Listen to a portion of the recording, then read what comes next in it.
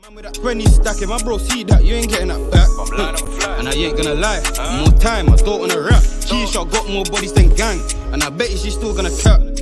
Slim ting with a waist, can I look like Kyle look Ray? More time with that face on L look me. Can't get caught up down with. Aye, listen, spontaneous live, man. Spontaneous live. Welcome back to MGTV. It's your boy Rhino. We are live and alive. This is Let's Talk United. You know, we got Traps coming soon, but right now we got Kevin Ritchie in the building. Big up Kevin. Fresh off a flight as well, you know. Fresh off a flight, you feel me? So, yeah, Kevin, what you saying, man? That's good, man. It's Wednesday. It's United can ruin my mood when we lose to Newport or the championships or League 5 side in a few days, but we'll see what happens. So yeah, man. It's all good for right now. United hasn't played in a while, so it's all smiles. Yeah, that's what we said earlier when it was on the Mandem talk.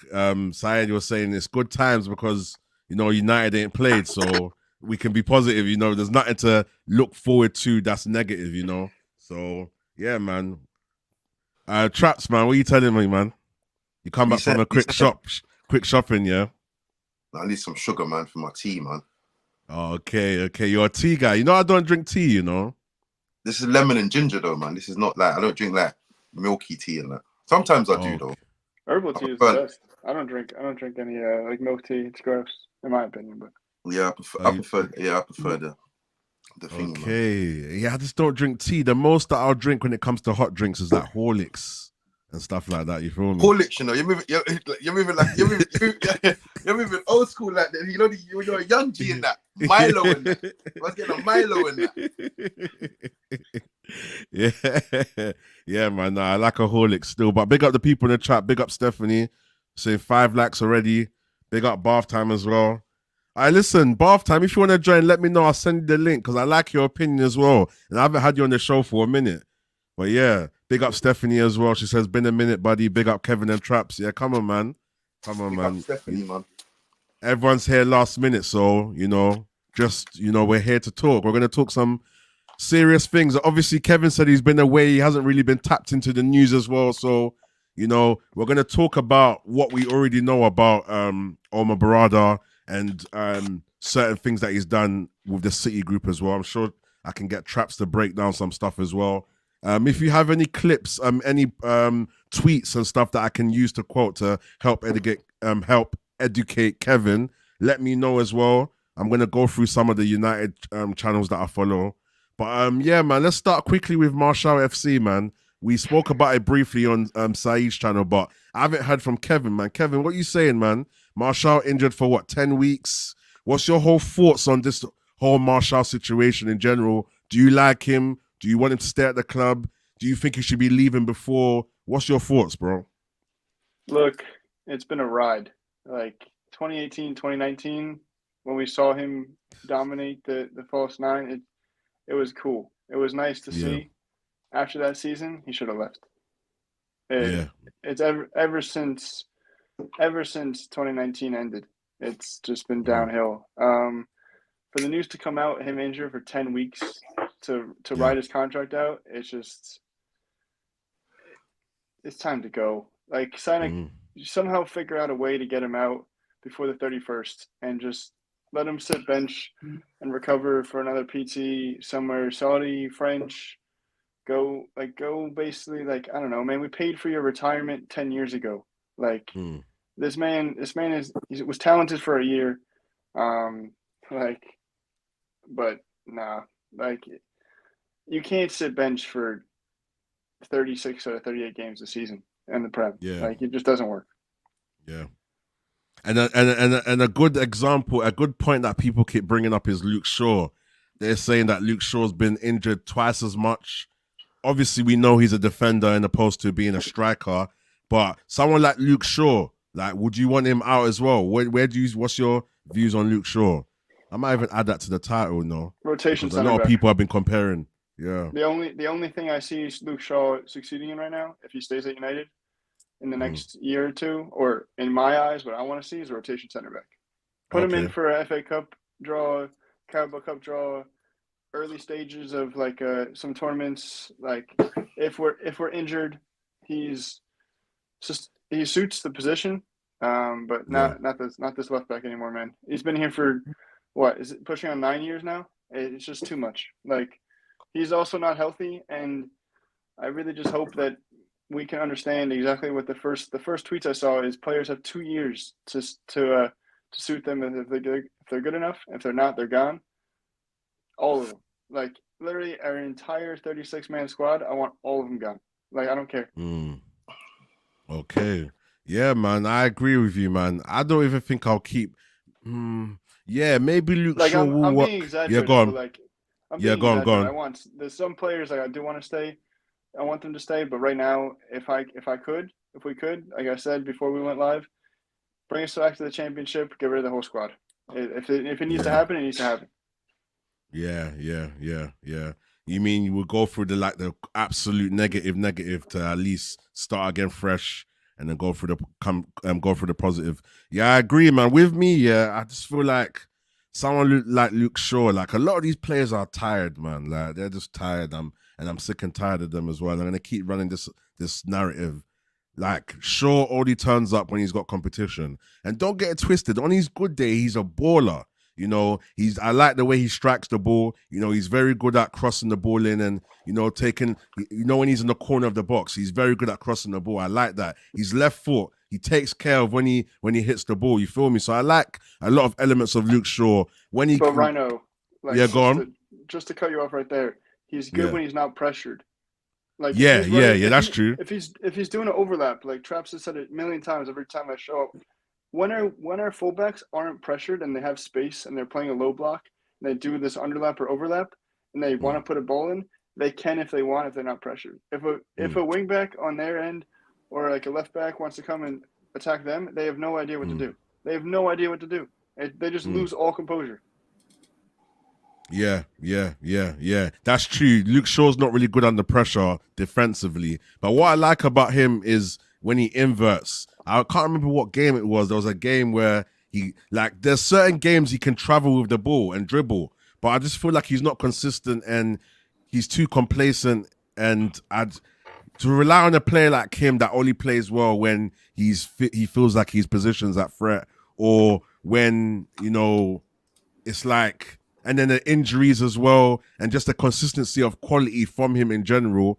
Yeah, I'm not digging it. Traps, what are you saying about Shaw, man?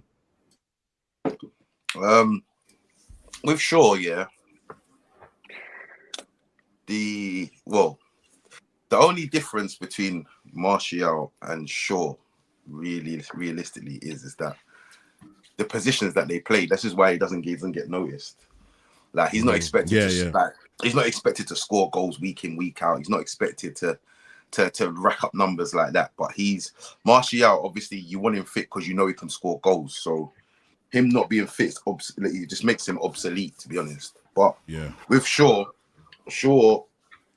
is the thing is as well with United, realistically, if you look at Shaw, our defensive frailties, we should be playing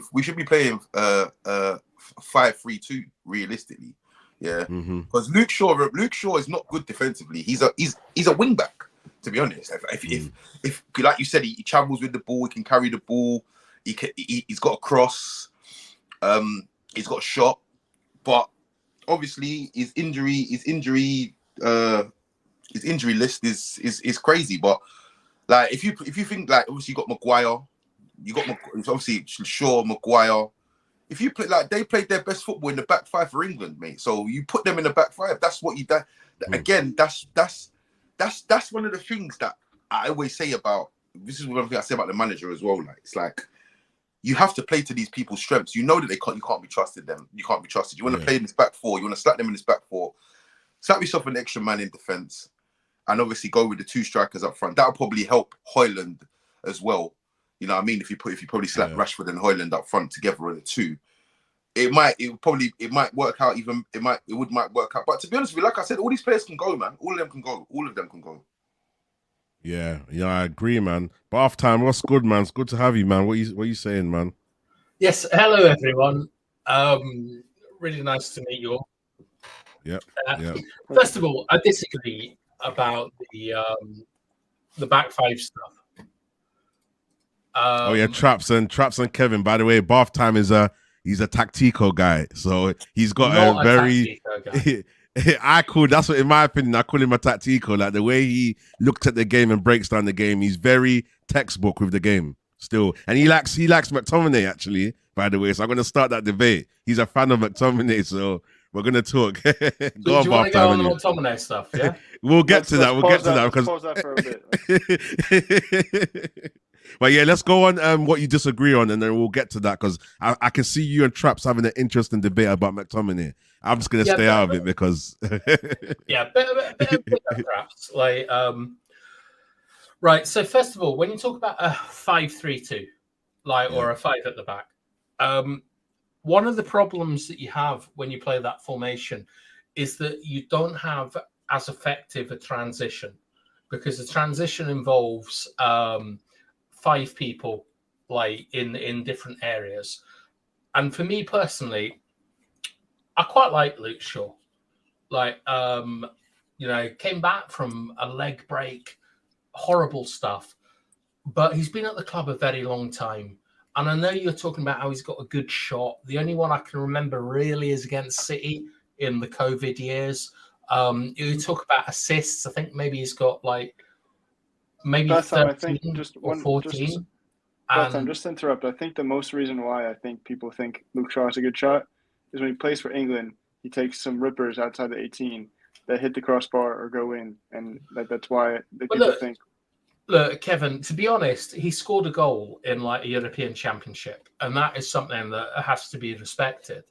But he's also played with Cavani. He's played with Ronaldo, and he hasn't really produced from wide areas, and he is abysmal in the interior, in the central area. You look at a player like Zinchenko, Arsenal, or Estupiñán, even like John Stones on the other side. Luke Shaw doesn't have the ability to step into the middle of the pitch and be able to play as a midfielder.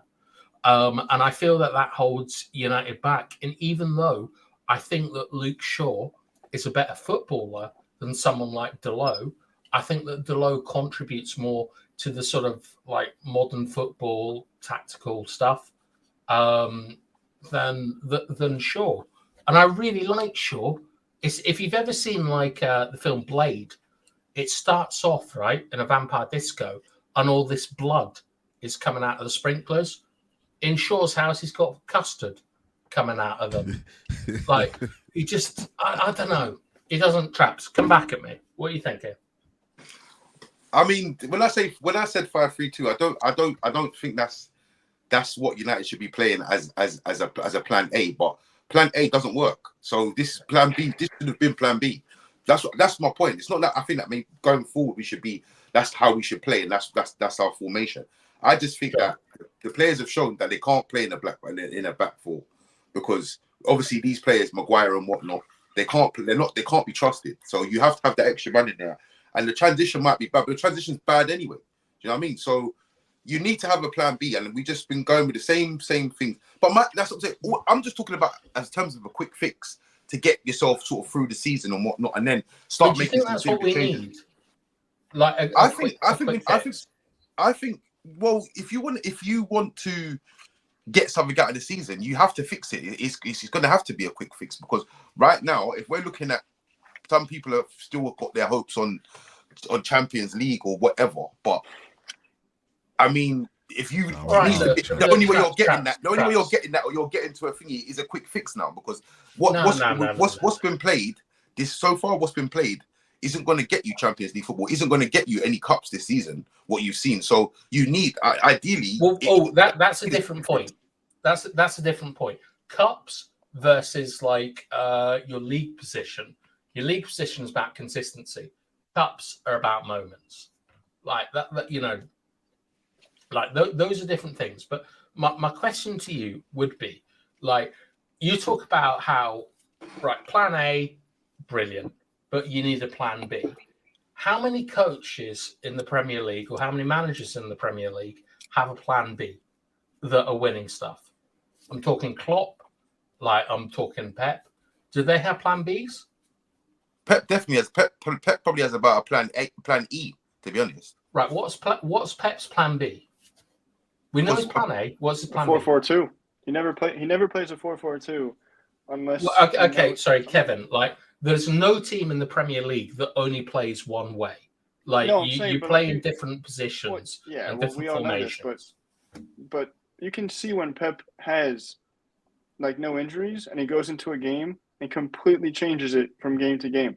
And exactly what Traps is saying, Pep is a different breed of manager compared to what we see and the available ones. That you can't just say no team and no manager ever has it. There's about I can tell you this right now. De Zerbi goes into games with 3 different plans. They sometimes don't work, but he changes it up. You can clearly see when he does that triple What's sub. the definition of a plan?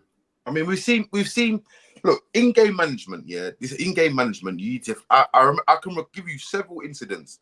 I remember when Conte was at Chelsea, and I can't remember what formation they was playing. It wasn't working out. They lost to Arsenal. They moved to a 5-3-2. He had a press conference. He said, "I need to fix it," and he fixed it. He went to a 5-3-2 and won the league. Yeah. There was Pep playing 4 centre backs at the back last season.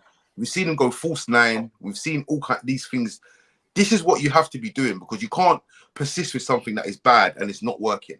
And that he played a striker as a 10. Yeah, but that's Traps. That's not the argument, right? Like Pep is using, like he is using essentially 4 centre backs. Like Kyle Walker is for all intensive reasons a centre back, but the difference is is that you have centre backs. Like for example, we've got Martinez, brilliant centre back, absolutely terrible in wide areas, very good centrally. He's a box defender. Like you look at, do you remember what Upamecano did to Rashford? He absolutely ate him alive, and he did it in the wide areas. So sometimes, even though you're playing with 4 centre backs, those centre backs are better at some things than other things. Like they're better at wide or central areas. Who at United is good at defending in wide areas? Yeah, but I'm not saying that we should go for 4 centre backs. I'm saying we should go. You can't trust these lot in a back 4. So you need to go 5. Because... Yeah, but the thing is, no. The thing is that they're not playing 5. They're playing a rest defence. So they're playing 3 centre backs and 2. So in recent games, we've had Wan-Bissaka, Varane, and whoever, Willie Cabba, whatever his name is, or Lindelof or whatever, Evans, exactly. And then in front, Delo who's inverted next to Kobe Mainu. So we're playing a 2 and a 3. Do you know what I mean? Like you don't play a back 4 in possession and out of possession like you normally play a back 5, players like McTominay and Kobe protecting the channel. Well, Beth, Tom, I hear what you're saying. That we're trying to play this like 3 center back with the inverted, someone to help in the midfield to help Kobe, and whoever's playing that 8 role, like with the 6 of Kobe. The issue is when we are in transition to defense, we don't know how to do it. So what Traps is saying is if we can't transition like that, we need to change to a different plan. Defend or attack in transitions. Rhino, you're muted. I mean, do you know what it is, bath time? I think what it is, obviously you're deep diving into it. I think overall, Traps is just talking surface level. Right, let's just adjust. Let's just make it easier for the players because they can't handle certain things that we are seeing. Yeah, So I don't think it's So I don't think it's a thing where bath time where we have to kind of deep dive into like rest defenses and if we're attacking, what position are we? Obviously, it does count to a degree because if we do look at our rest defenses, very bad. Look at when we played not Forest? was it not Forest when we went 2-0 down? Was it Forest? Oh, at home. Yeah, at home. And then, bruv, they beat us on our own. They scored from our corner, And then obviously, Wan-Bissaka was meant to be on the halfway line. I think he was in the box basically. So there's certain things we definitely know we need to work on. Big up Regista Kev as well. But Yeah, I want to move on though quickly because I know if we start talking this whole debate thing, we're gonna go into it. But I hear what everyone's saying anyway. But I think realistically, Traps just means being pragmatic and just we need a manager that will switch it around. If he sees that someone like Luke Shaw is not good in certain positions, move him. Even me personally, I prefer Luke Shaw as a centre back than a left back. To me personally, I don't know. As soon as he broke his leg, he was better at slow defensing and I don't know what's going to come at him. He doesn't know what's slow defensing? When he knows an attack is coming and not going to attack the winger, because the winger's going to breeze right by him. Right, so central areas. No. Yeah, I think I prefer Luke Shaw central. Not only just defensively, though, because if he's like, so I may have worded that differently just for bad time. Because if you're the tactical, like I don't know all the lingos that people are using on Twitter. I'm not tactical. Just say it. He is. Don't listen to him. He is.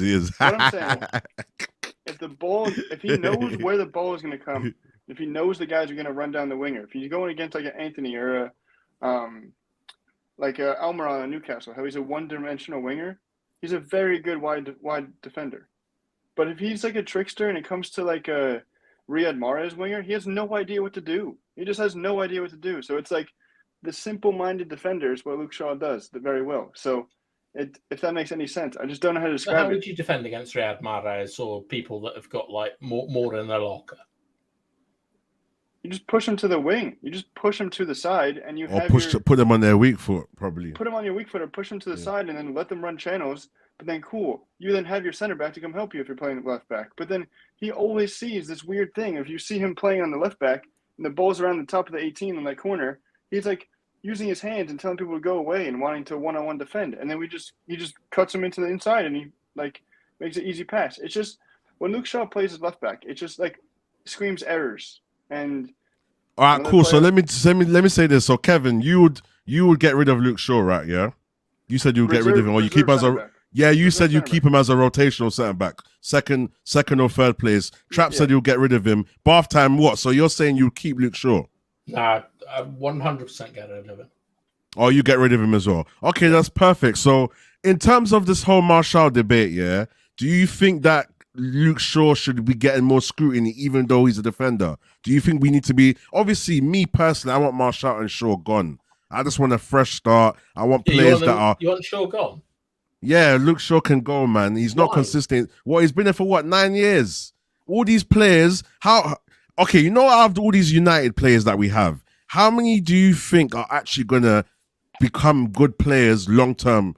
I think we've tried loads of managers. Fair enough, we can say Rashford and stuff hasn't been coached, but long-term, can you see any change? Look at Rashford last season. Rashford helped us a lot last season, and I thank him for that. But this season, he's been abysmal. And I don't know, we always keep making excuses. Oh, it must be the manager. Oh, he's falling out with the manager. Oh, he's not playing for this, he's not playing for that. A baller will just play regardless. We've seen Kobe Mainoo come in, and he just plays. We've seen Martinez come in, he just plays. Hojlund, personally, I think he's a good striker. He might not be ready yet, and I personally think he's good. When he played against Arsenal, everyone talks about his hold-up play and him wrestling. When his first 2 games, he was doing it well. I think now, because he's coming to a club that is very toxic, it kind of defeats my Mainoo argument because I want someone... No, it does, but at the same time, the reason why I can defend Hojlund a bit more, yes, minus his price tag, is that for me, I feel like I didn't expect a lot from him. But the glimpses that I did see, it's like he's lost his ways. A lot of players come to United and lose their ways. So I feel like... I don't think Hojlund's lost his way, though. But look what he did against Arsenal.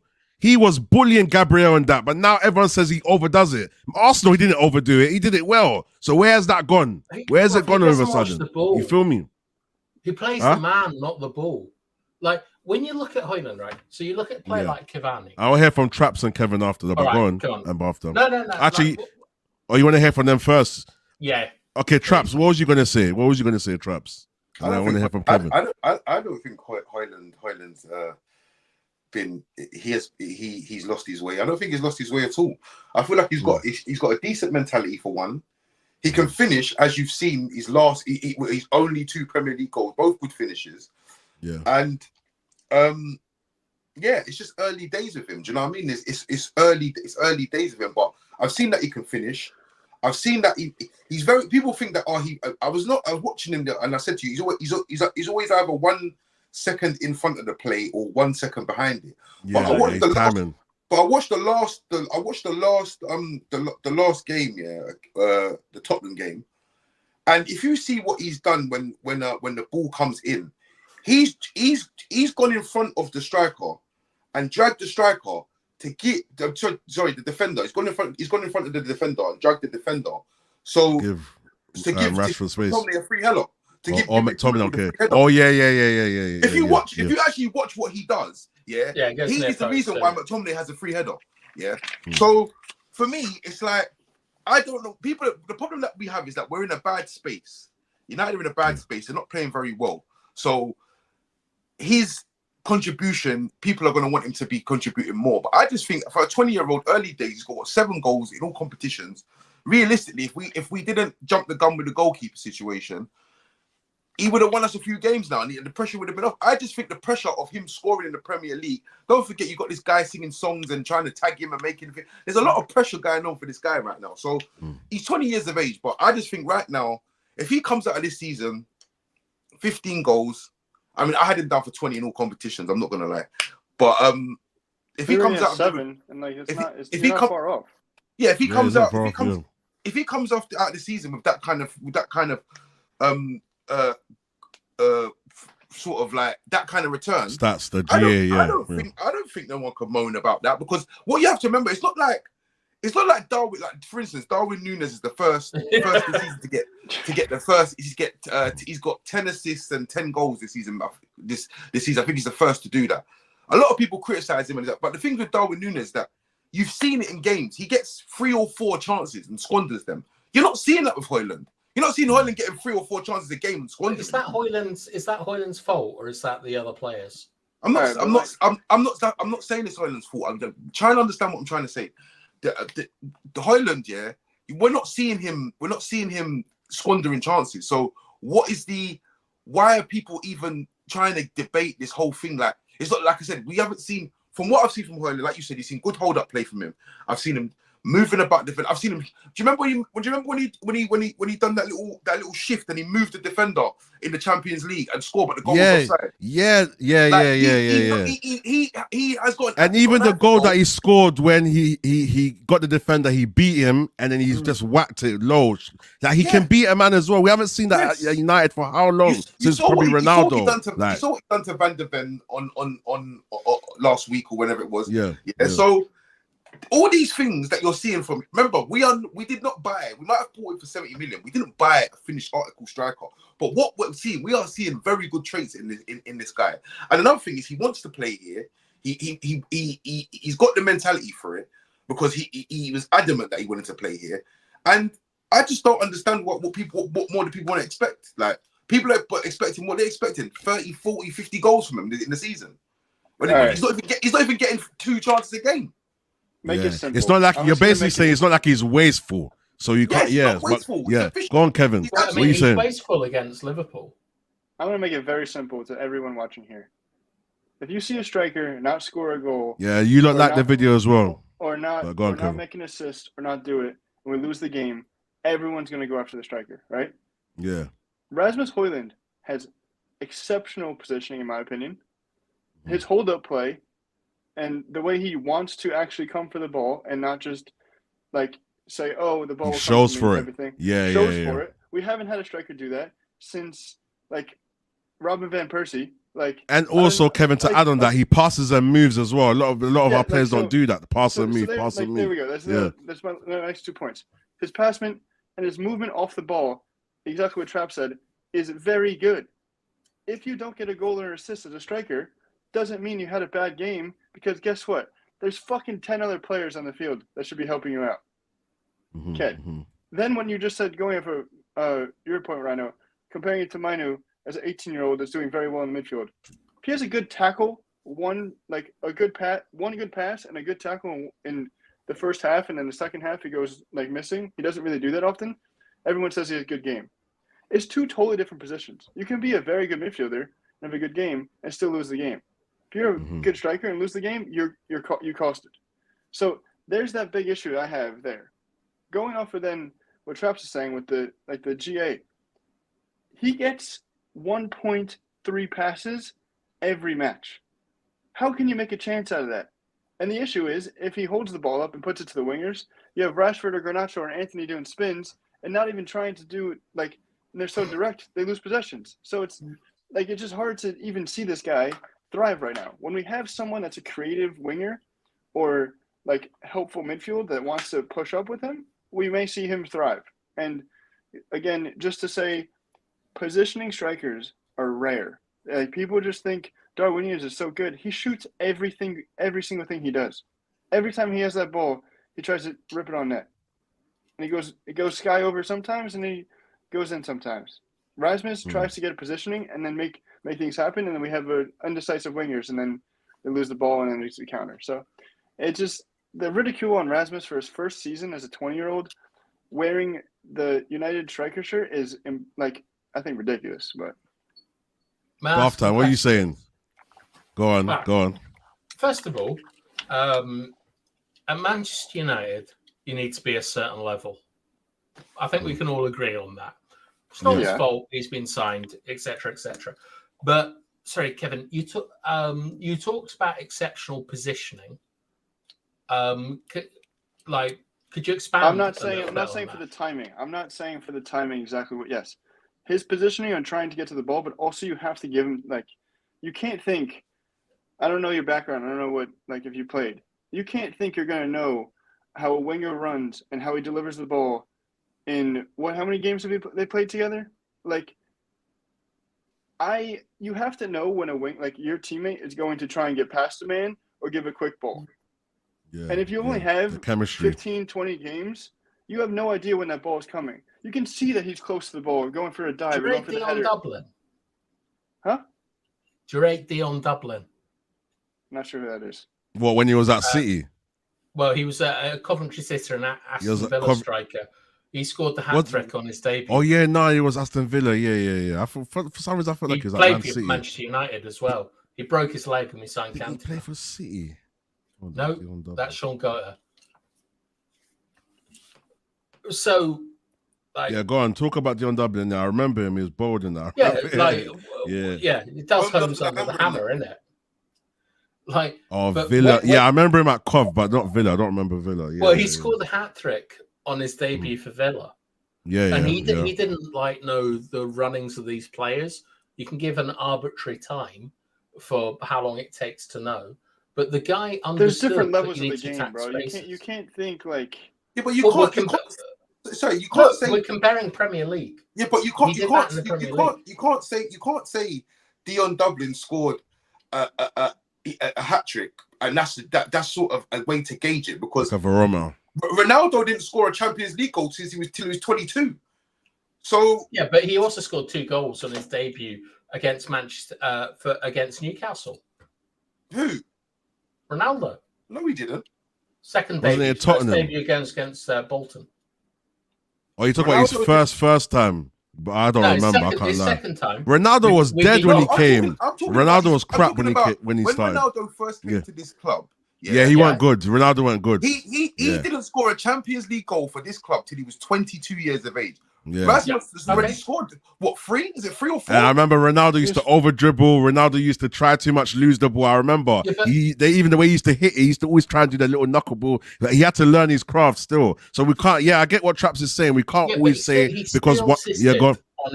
He still insisted on his debut against Bolton for Ruud van Nistelrooy, and the point that I'm trying to make. An assist and a goal are completely different things, man. Look, I understand your point. No, they're not. Chemistry is there. I'll tell you why they're not. Because the striker knows where to run and the assister knows where to put the ball.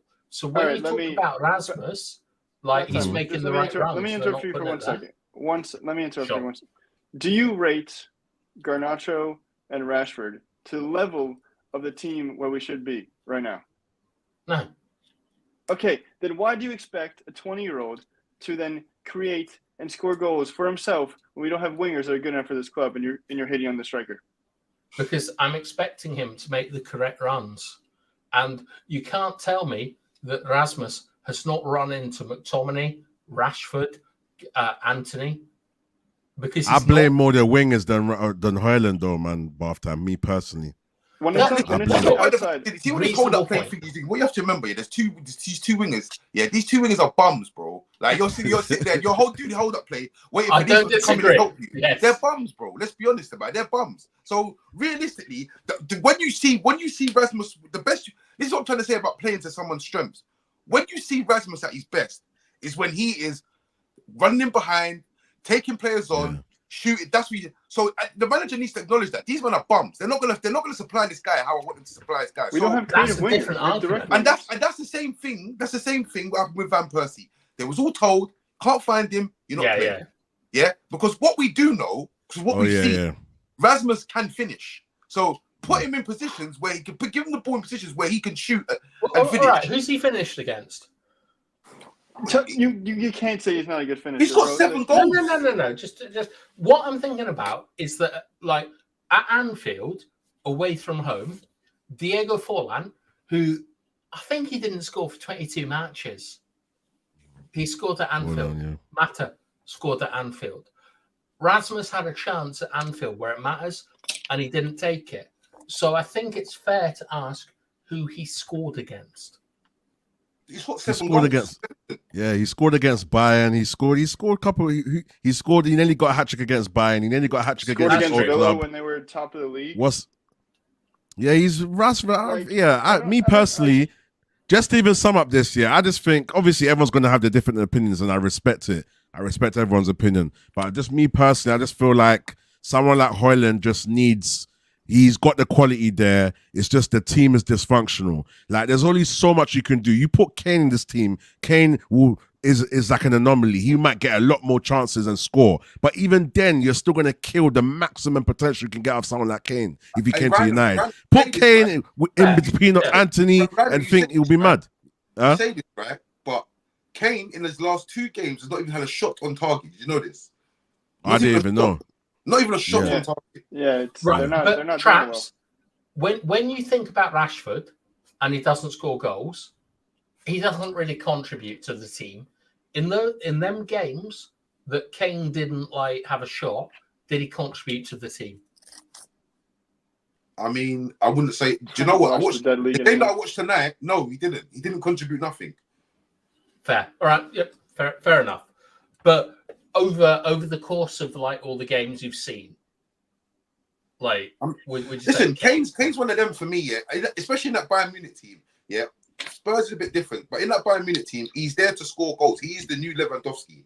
If he don't score, he ain't contributed, and that's how that team. That's how if you watch them, if you watch Sané's there, Coman's there, they are trying to get the ball to hit. If you watch these games, this is what happens. I don't watch these games. Yep, he's in the box. That's it. Kane doesn't do much. He might receive the ball a couple of times if he's back to Haaland, yeah. Sorry. Well, really, it's like Haaland. Haaland touches the ball 6 times a game. Yeah, I mean, well, I wouldn't say Kane does it like that, but I mean, in terms of how Kane would come deep, and he doesn't have to do that anymore. He's just basically he's basically leading the target line. Man. He doesn't have to drop deep anymore. He doesn't do that. Not really, no. Traps, I understand what you're trying to do. I'm talking. From what I've seen, did Van Persie do that? We're not talking about Van Persie. We're talking about Van Persie was a different player. You brought people bring out Van Persie earlier. So the point is that when you're talking about Rasmus, I disagree with you that his hold up play is good. I think it's really bad. I think he watches the ball. I think he watches the man more than the ball, and occasionally that looks good, like against Saliba or whatever. But it hasn't. But then again, Bath time you rate. But then again, Bath time you rate McTominay, and I feel like no. Yes, bro. I rate McTominay like every single manager that's ever had it. Okay, wait. All right, wait. Before, I didn't know this, but wait, Bath time. So I want to actually if we're talking about positioning, is Rasmus at fault for Scott? I believe so. Runs? No. When we always see this, and you see the replay and you rewatch the game and you actually care what's going on. When Scott is making a run into the box where Rasmus plans to and stops the run, is Rasmus at fault for not making that run? I think Ten so. Hag's fault, bruv. That's coaching, bruv. No, The players need to know. They play. Look at when I watched Girona today. Yeah, I was watching Girona games today because everyone's talking about Girona. Listen. Bad, I didn't even see today, but let's hear your analysis. No, listen. So I watched Girona. Yeah, in general, Girona play like how I used to play when I used to play football. Like everyone covers each other. Like if you know your left back's going here, someone else needs to go and cover that space. They are very good at covering spaces. On the right side, they're interchanging. On the left side they're interchanging. On the right side, it's like they're kind of fixed, but they play a certain way to kind of go to the left side. It's mad. They got a good tactic. My whole point is, at United, players are running into each other. That to me is coaching. Rashford, Hojlund, and McTominay should not be in the same channel. They shouldn't be bumping into each other. That is one. There should be an instruction. So if the last time when Hojlund got that header, when McTominay got that header, and he just about kind of bumped into Hojlund, but Hojlund had to move out the way. That shouldn't be happening. So either the players need to use their logic and think, okay, you know what? Look, Ryan, go on. Stop.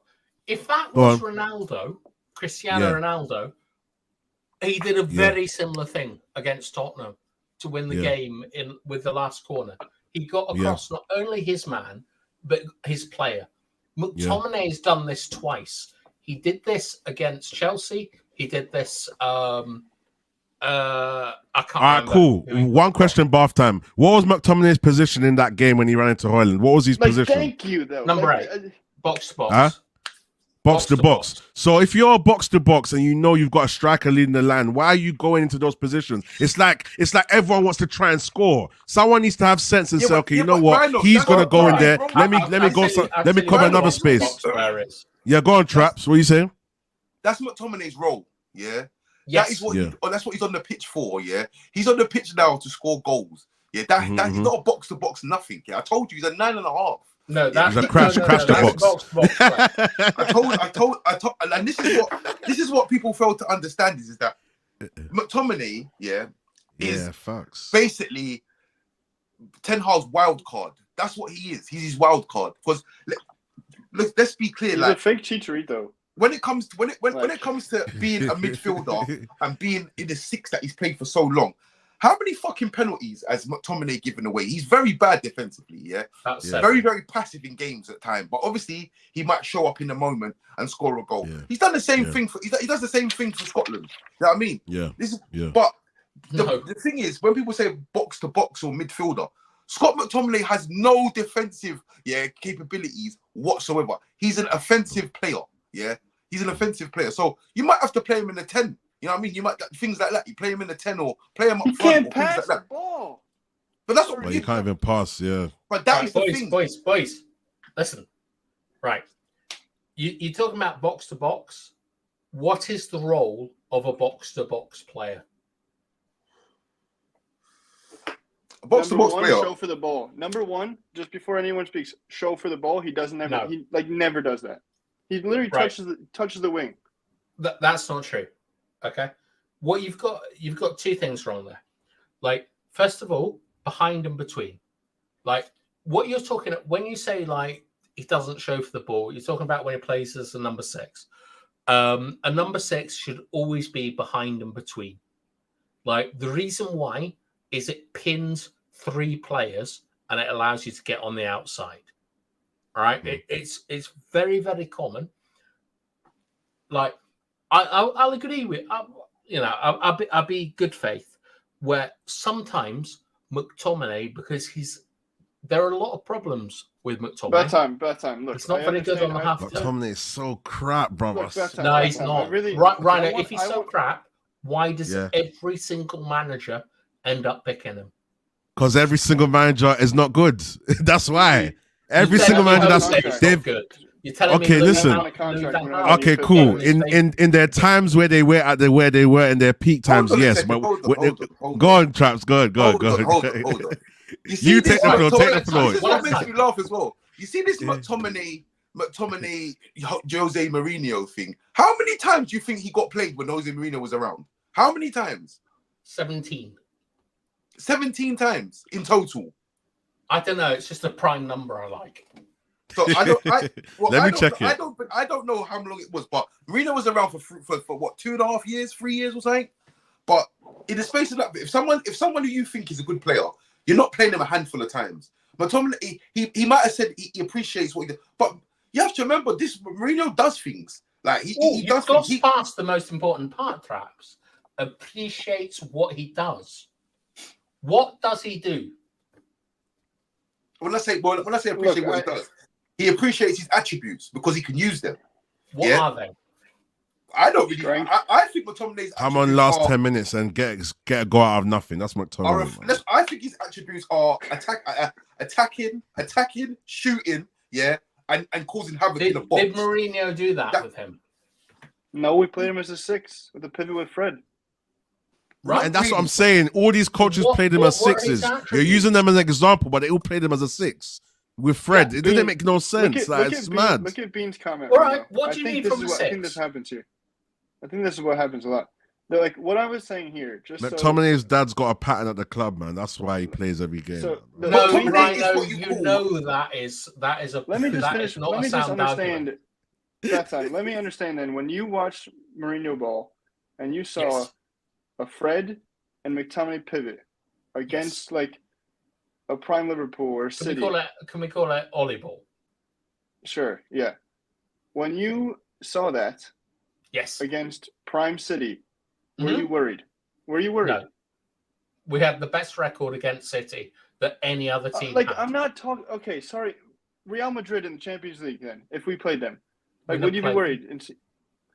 I'm making just random thoughts just to see your We're not talking stats here. We're just talking for your own opinion because you rate McTominay. If you saw a Fred and McTominay pivot against Toni Kroos, Modric, and Jude Bellingham in the midfield, would you be worried? No. The thing is, you just said no. Crazy. That's crazy. The thing is, the thing with McTominay as well, is that McTominay has, whether people want to admit it or not, he has a very good mentality. Yeah, he has the drive to win. He has a very good mentality. Yeah, there's no question. You can't question McTominay's mentality. He's come under a lot of stick, but week in, week out, he will not moan. He will not fuss. I mean, I watched an interview with him the other day. Yeah, and it was quite insightful. But he has a good mentality, and that's one of the things. Change your opinion of him, Traps? Doesn't change my opinion because I know he's got a good mentality. But mentality, and that's probably one of the reasons why he's been around so long. I always said that McTominay should be a squad player. He should. I never said you should get rid of him, but he should never be someone who you need to turn to, in times of need. Is that weakness from Ten Hag? I mean, I don't know if it's weakness. Because you have to remember, he was out the door in the summer. Now he wasn't. They had a price for him. Yeah, but Maguire was out the door. He was out the door. They went 30 million. They wanted 40 for him. He was out the door. Let's put it this way: if they would have offered the 40 million, he would have been out the door. But they offered. They made an offer. They made an offer for him, so he was out the door. He was looking at. Yeah, but you can say that any player's out the door with the right amount of money. They've got the price for McTominay. Right, let me word it in a different way. Yeah, put it, he was open to be the club was open. And the manager was open to him being sold. Yeah, that's fair. Yeah. So, cool. So, for you to go from being open to letting someone being sold to now relying on them shows you that certain things are not going the way you want the manager wants them to go. Because you can't be relying on... Is that not that the manager has sort of seen that maybe there are things that are there that he didn't appreciate beforehand? And this guy's playing Anthony every week. I mean, everyone knows my views on Ten Hag anyway. But what I don't say. Last few points, and let's move on because I know Kevin has to go soon. But yeah, go on, guys. Hang on, what's Traps' views on Ten Hag? You want him out? Oh yeah, Traps. Yeah, sure. Yeah. I'm with you. What about you, Bath Time? Do you want Ten Hag out as well? I've never asked you. Do you want Ten? Absolutely. What you need in the Premier League is to play through a press, be able to press, and to play second phase play. He can't do any of these things Like earlier on, Rhino, we were talking about Martial. Martial has been fit for the majority of this season. Why does let me ask this. Why does everyone keep saying this? Like Martial, how did they know this? He hasn't known. He hasn't been fit. How did it? Yeah, where's this? He doesn't make the squad. He doesn't make. I've been hearing this. Martial's been fit. Ten Hag's not playing. Ten Hag's. Where's this narrative coming from? And bath time. Explain it to me. I don't know. All right. So Martial played 90 minutes against Sheffield United on December the 14th, I think. And that game he scored the third goal. Yeah. No, I was game? there. That was Everton, from Tommy run down the channel, by the way. Everton, yeah. Okay, yeah. Like, Go on. Martial's been out for 3 weeks with an injury, and now he's out for 10 weeks, which will end his season with a groin injury, which I personally, this speculation, I think is quite similar to what happened with Jadon Sancho, where Jadon Sancho was ostracized from the squad, and I think that this is a nice way, as it were, of ostracizing Martial. I think that when you look, I think I agree. This is what I was saying earlier, man. Them two. Yeah, but look, he's done Ronaldo, which Martial's I think was disgraceful. though, man. He's done Sancho. He's done like Varane. Like the man's boys on the spectrum. Like, you want to tell me? If there was one Premier League manager I'd take to a casino, it's Ten Hag. You know what I mean? Rain Man, innit? That's fucking crazy. No, I love that. I'm gonna take that and I'm gonna credit you for that. Ten Hag is a casino. He's a gambler. He's a gambler. Don't you remember when I said that? Basically, I think now you're saying that. Yes, now you're saying it. It's coming back to me. Last tenor. Like, look, Traps, you ever had like someone above you at work that is just like socially incompetent? That's what Ten Hag is, isn't it? It's not even. It's you see. Look, what you last point. Then I want to go to the Omar Barada stuff. I want to inform Kevin about it, see what he thinks. But yeah, go on, Traps. You see when Ten Hag first came here, I learned from Ollie. Ollie was blind faith. Yeah, I thought to myself, do you know what? Ollie's one of the lads. He's cool. We love him. Let him go. He won 10 on the bounce. It was like, right, cool, whatever. Yeah, let him play. Let him just do what he's doing. Yeah. That was such. When Ollie went, I said to myself, right, that is it. I am not backing nobody with feelings.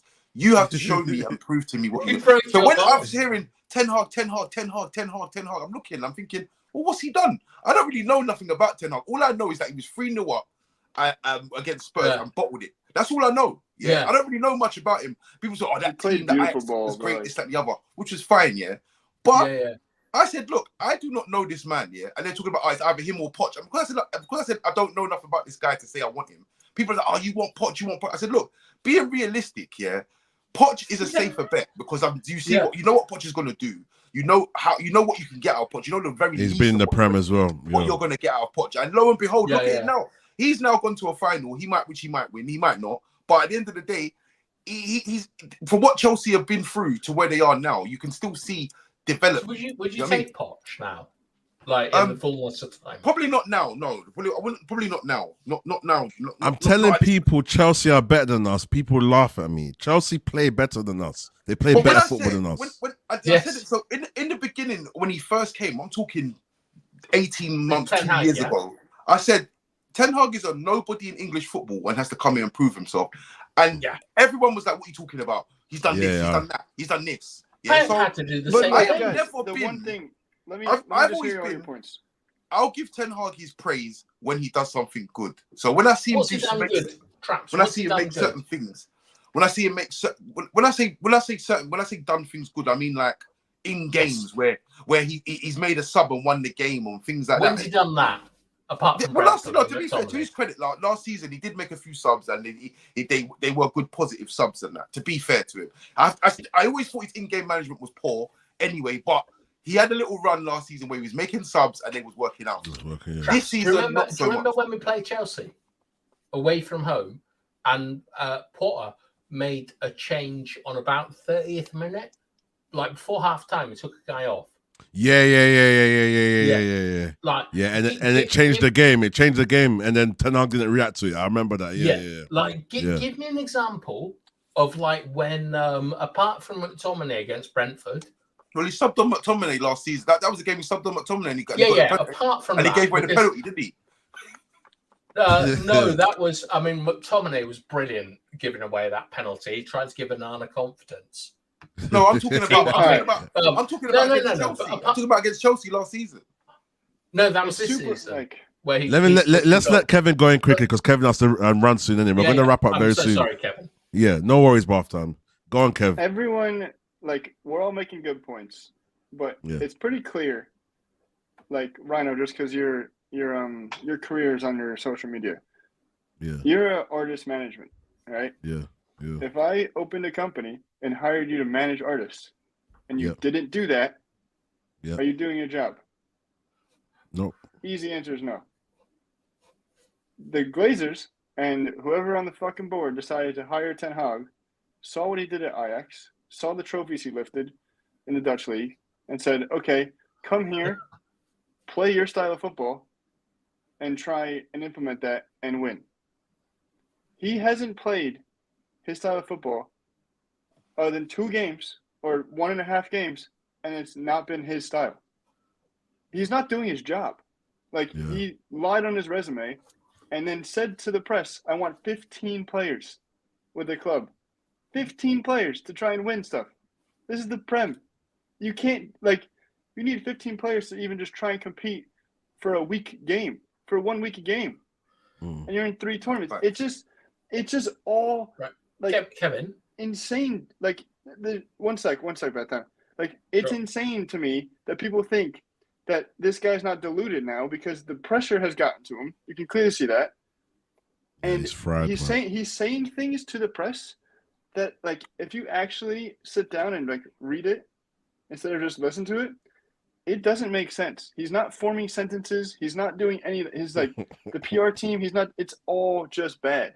But Kevin, do you know what? I don't even listen to these press conferences no more. No, I don't watch them no more either. The one, what was it? Like, was it near the holidays? He said, I'm not playing the Ajax way. I had stopped. It's just stopped. All right, Kevin. First of all, how many goals have we scored from goal kicks? Like, starting it off in our box this season, or how many chances have we made? Chances? 10. 10 chances. I'm gonna, like, probably not, like, all games, you're saying? Yeah. I don't know the answer. Like, don't worry, it's not a quiz. But what I do know is that, like, against Liverpool, that our chance that Rasmus missed, do you remember when McTominay played him in? Yeah. That was from a goal kick. I know that, like, the goal that McTominay scored against Copenhagen was from a goal kick. I'm not saying from the goal kick. I'm not saying this is not that time. I get the goal kick, and I get that's why we brought it on. Yeah, but that's part of his philosophy, playing out from the back. Okay, surely. But playing out from the back and booting the ball up and hoping a big man can bring the ball down and move it up the field is a bit different than playing out of the back. Well, when's he done that? Jose did that with Fellaini on, like, Arnold. Hey, Barker, you're really trying to crucify Hojlund for missing that chance in the Liverpool game. No, right, traps. Okay. Bad time. Remember when Ronaldo was up front and lost 4-0 to Brentford? Remember that day? Because guess what? He tried to play out from the back, and, like, Ronaldo was there. Why did he score? Eriksen got like.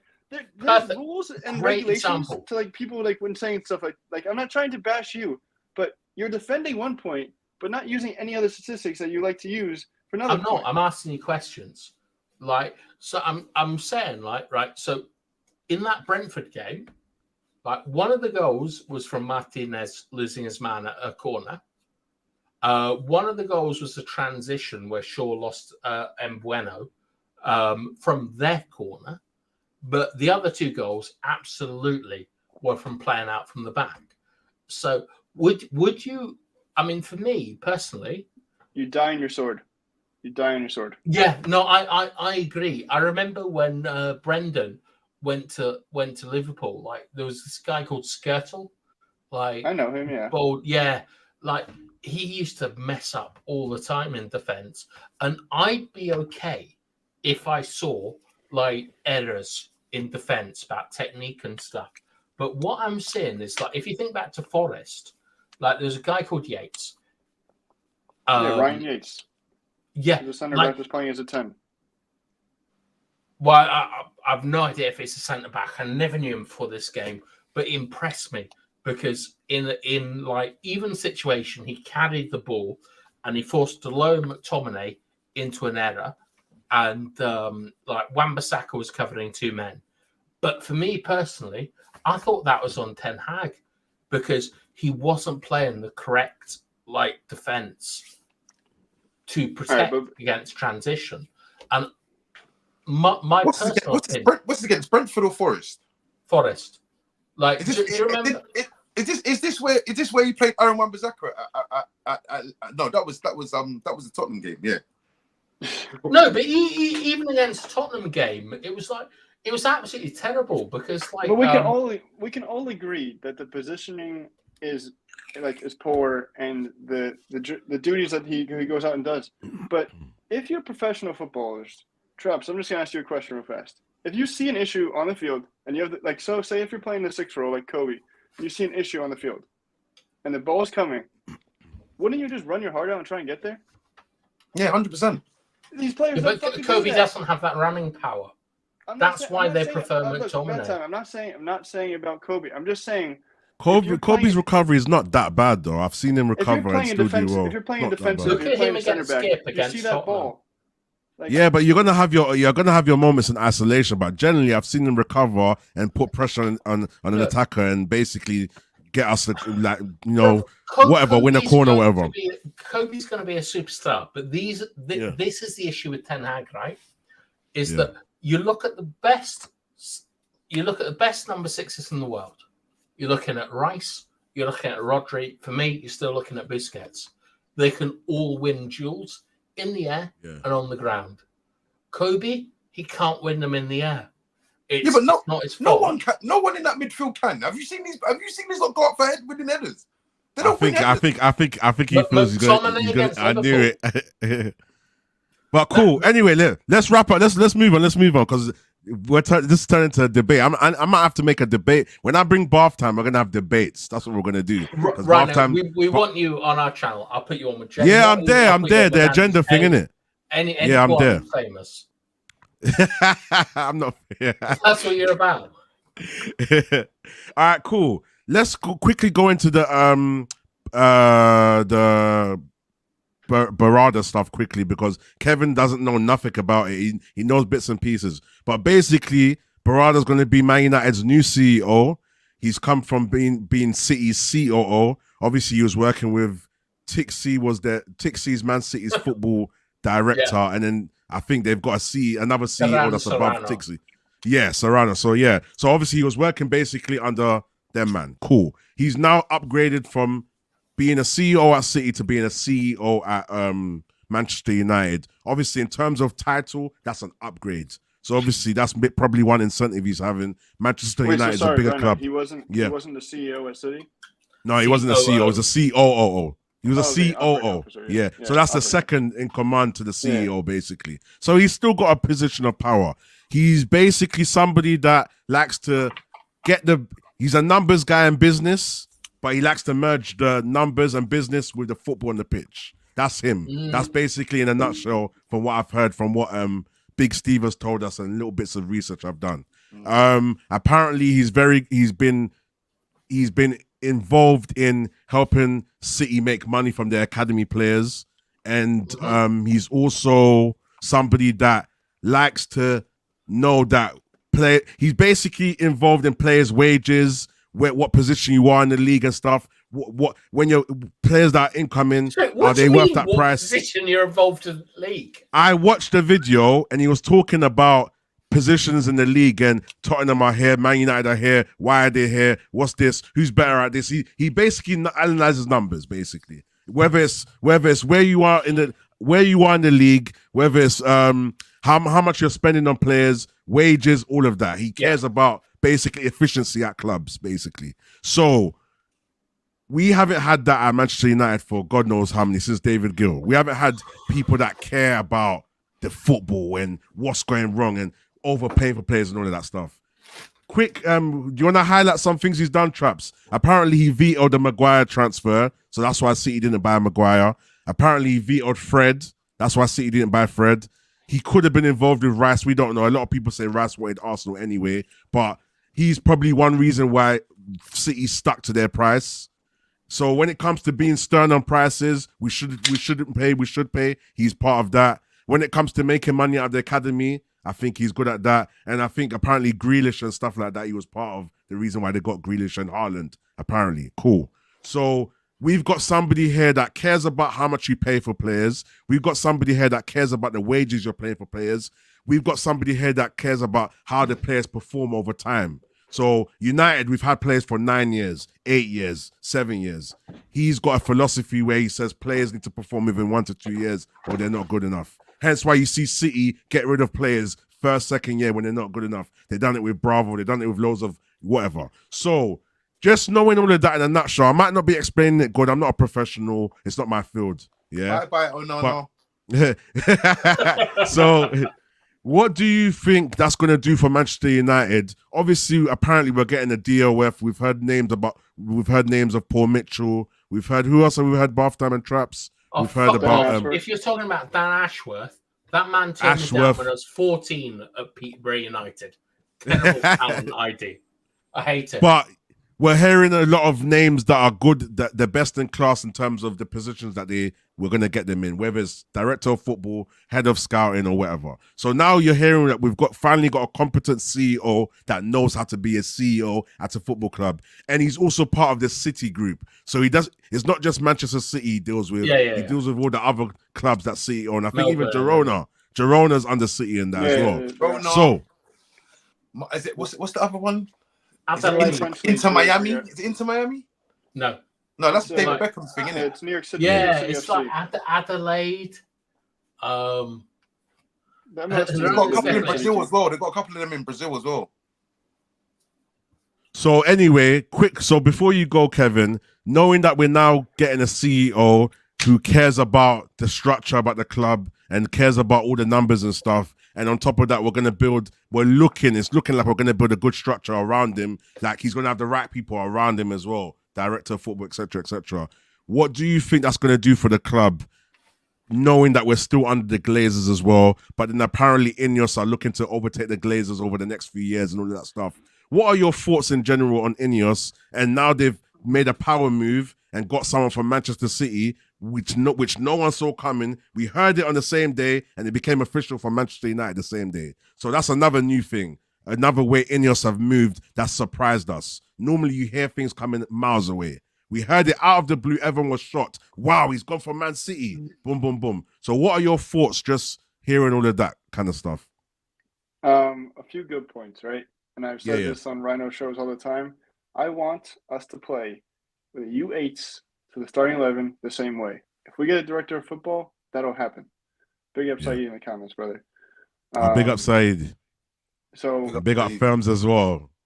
Listen, the Arsenal guys, get out of here, man. Get out of here. Big up Saeed as always. Love Saeed, bro. The one thing. So if we play style of football from the U8s or the U6s, whatever, to the starting 11, that's what I want. Director of football will hopefully get that.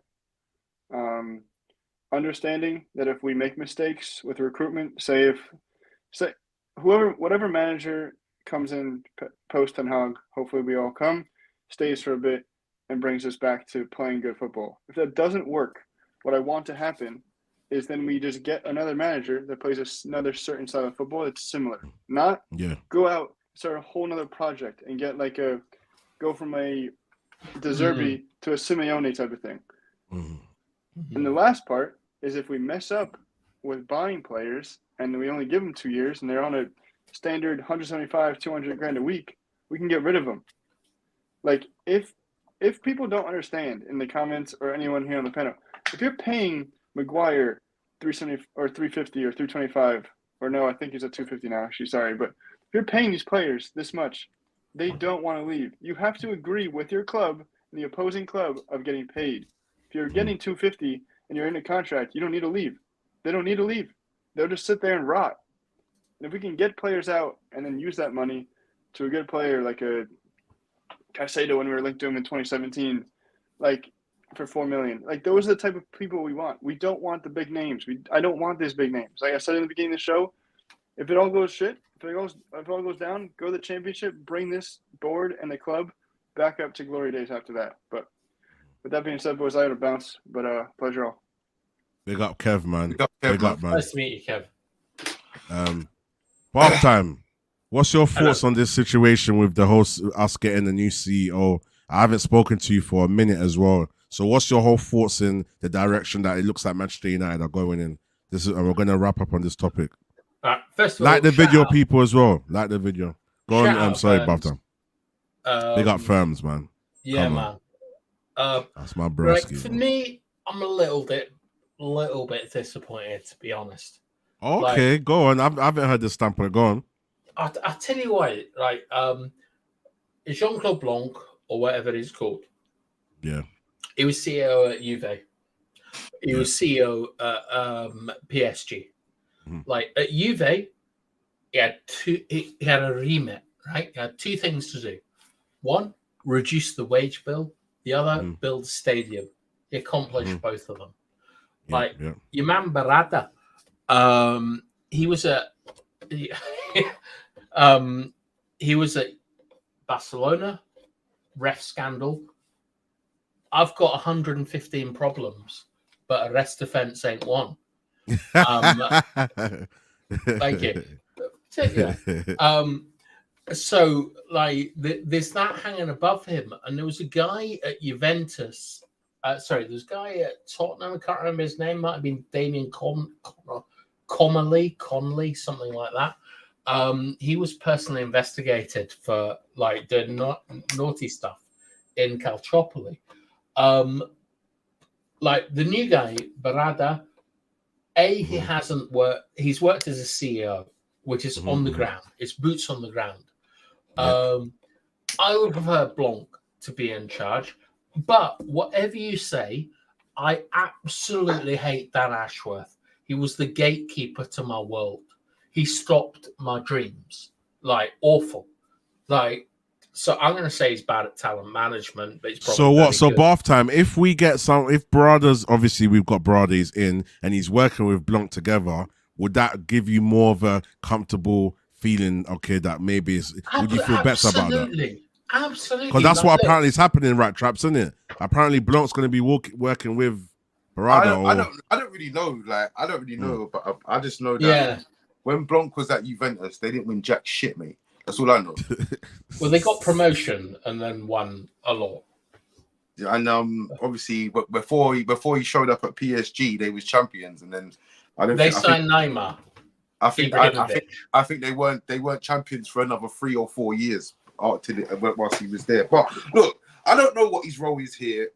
I'll let Bath time finish anyway. No. Look, Traps. It's perfectly reasonable from what we've been through as United fans to look at United and think, we've had Ed Woodward. Like, whatever you say about the man, he was brilliant at marketing. Terrible. Like, he should be in the 7 circles of hell for everything he did. Like, after that. Like, you then get Murtad in as director of football. He was great. He do you remember all that stuff in COVID? He didn't take furlough. He didn't take taxpayers' money. He did all right. They understood, like, it was Arnold, sorry. They understood, like, all the things that you needed to do, but only publicly. And the problem with United is we're always talking about PR because we're not producing it on the pitch. Like, we can get all these guys in, and I hope we do. And I think that they're almost best in class. Like, they're really good guys, and they're really good at their job. Like Brailsford, I read an article about him. Yeah, I like Brailsford. Where, like, bruv, when he was like doing the cycling stuff, he used to like spray paint rooms. He used to go in like CSI Miami, looking for lint because lint would affect how a bike cycled or something like that. Oh, is it? Like, yeah, he's proper attention to detail, basically. Exactly, but the problem is how's a footballer going to react to like that? We're talking about your mattress, talking about where you sleep. Like, all these guys are brilliant on paper, and I hope they succeed so much. But one of the first things they got to do is they got to sort out Ten Hag, because we all know he's an interim at the moment. Like, they're not keeping Ten Hag, man. I don't think they're keeping. I just think right. There's one of two things with this whole Ten Hag thing, because I'm not gonna lie. Yeah, I'm a bit panicky. I'm a bit worried about this guy staying longer than what he should be, because he's already overstayed his welcome already. But I just Ten Hag. I'm not saying that it's gonna happen, but I'm just saying I want him gone in it, and I can't. I'm getting very impatient with it. Like, all right, so you want Ten Hag out, yeah? Oh yeah, on paper, he should be gone. Yeah, on paper, in my opinion. But I just think that, look, the fact that there's two reasons why I think there's this guy has not been relieved of his duties yet. Because obviously the money is definitely one. First one is the financial part of it. There's a financial issue.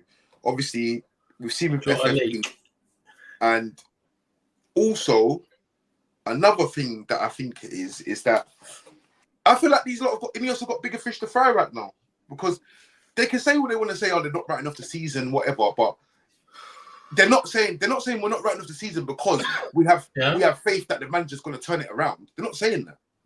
They're saying we're not right enough to season. So this sounded like a bit of like, don't think that we are right enough to season.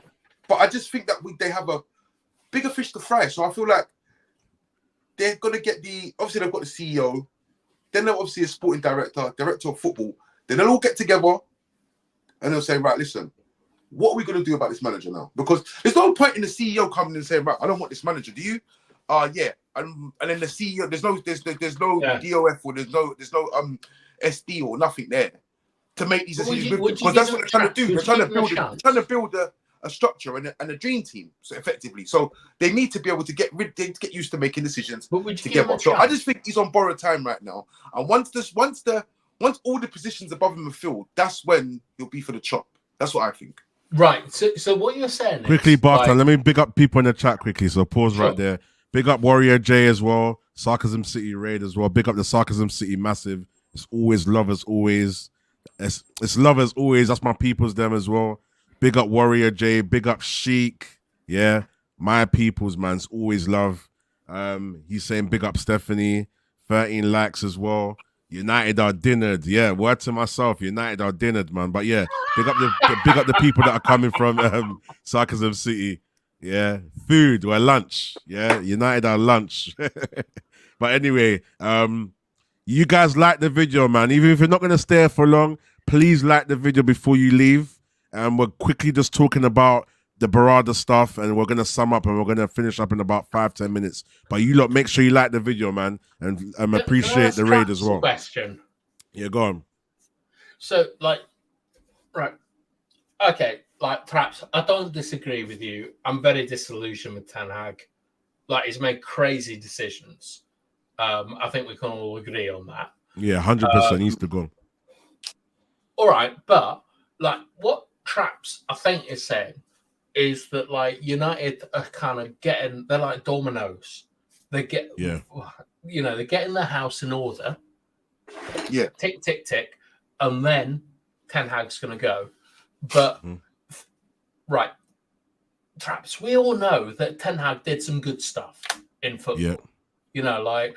Ajax and stuff like that. I know it was a long time ago, but he did some all right stuff. Do you think they'll give him the time, or is he literally a dead man walking? Well, not literally. That would be a zombie. I think he's a dead man walking, because, yeah. I mean, I have to take what my expectation out of it, because what I expected him to be gone from the Liverpool game, from before the Liverpool game. Do you know what I mean? 7-0. So no, not 7-0. This is the one this season, because I just think the 0-0. No, I'm saying from before the Liverpool game. Oh, okay, sorry. Yeah, so I feel like that 0-0 kind of gave him a bit of extra life, to be honest, because everyone was expecting us to go and get battered there, and obviously we didn't play an exceptional way or have a good game, but we just went there and we just got it done, and we could have won the game. Just defended well, literally. That's what we did. Defended well. And Liverpool weren't that great as well. You have to look at the position that he's in right now, and the position that he's in right now is that he's lost. Is it 9 or 10? No, he's lost 10 games in the league, isn't it? Or 16. 10 games in the league. 16, out of the Champions League. Completely out of the Champions League. And it's not, and the context of being in the Champions League is when you look at the group that you got yourself in, you should be comfortably finishing that second minimum. Yeah. Comfortably. No. The context is our club is built on Europe, like 58. Yeah, like, I mean, like, be in Europe. For you to go out and for you to go not even to Europa League, because I didn't want to see I didn't want to see Europa League, to be honest with this. But for you not even to get into the Europa League out of that group, that is a big, that's a big blemish on your career. Really. So at the end of the season, if that's what's happened now, they've got all of that to go with. And it gets to the end of the season, you don't get Champions League football this season. You end up in something like the Europa Conference, which is not United standard at the end of the day. United should never be in the conference. Then I don't think they can continue. I don't think you have to remember, Brailsford, these are performance-based people, so they're going to be looking at certain things, and they're going to say this performance is not up to scratch. And not only that, they are going to go and if I'm thinking about it logically, they're going to go back further to gain more evidence. So they're going to say, well, what happened last season? And they're going to see things like winning the Carabao Cup, and then losing 7-0 in the space of 7 days or whatever. They're going to see things like that. They're going to see the way we struggled. They're going to see the players that you dropped. They're going to see the players that you persisted with. They're going to see the performance on the whole. And they're going to say, look, this manager, for where we want to go, he's not going to take us there. Traps. So if you're Sir Jim Ratcliffe, I'm going to assume you're going to fire Ten Hag tomorrow. Like, handshake, thank you very much. Cheers for your hard work. Who are you getting in? For me, in the beginning, I said this is before the Liverpool game when I wanted him sacked. I said who would people asked me that question, who would I get? And I said I'd get Unai Emery, not because Unai Emery is going to win you the Champions League or whatnot, but it's going to build. If you give him a 2-year deal, he's going to get you to a position where you can start thinking about things. But right now, I just think, like I said, there's a lot of managers that are up and coming. I think Alonso, I think it's too early for Alonso. Yeah, and we couldn't have Alonso, and you couldn't get Alonso anyway. That's what I mean. You couldn't get Alonso anyway. But people are talking about Jerome, the manager. People are talking about the manager from Sporting. And me personally, what I would do if I was Ratcliffe right now, I would just say, look, I'm getting rid of him. I'd go and get Van Nistelrooy or something on an interim. Yeah, whilst I've got time to think and time to find these. So for the end of the season, we're going to continue with Van Nistelrooy because everybody loves Van Nistelrooy. It will. People don't really expect much from the thingy. He might get a tune out of these players. If he does get a tune out of these players, then happy days. But just let him make it very aware that we are not going to give you. It doesn't matter what you do. You are not getting a deal, a 4-year deal out of this. All right, okay. Instead of like the name of the manager, what are you looking for from the manager? Like the next one. The manager, I'm looking for a manager that is basically he's elite. Yeah, for one, he's got an elite mentality in the sense that he knows football. He knows football. He knows how to deal with play. He needs excellent man management. I'm looking for excellent man management. Excellent man management. Cool. And to be cutthroat as well. So at the end of the day, I always say, I remember when I said this on Mandem Talk, Ryan, when I said, if I'm a manager, I'm coming in there on the first day and I'm saying to all of these players, I'm saying, listen, in the nicest way possible, I am not your friend. Yeah, I'm not your friend. Yeah. Yes, we can have a relationship. Prove it to me. We can have a relationship, but we can only build that relationship based around football. So I don't care. I don't care. We can have a laugh and a joke. I'm not telling you can't do any of that, but the reality of it, I need you lot to play. And if you don't play to the way I want you to play, or the standard that I want you to play, you won't play. And if you want to fall out, you can fall out, but you won't fall out with me because I'm being personal or personal issues. We're only going to have argument and debate over football. That is it. Yeah. Traps, did you say it's Simeone? That sounds like Conte, Simeone. They're the sort of man like authoritarian. I don't know how that works with them guys.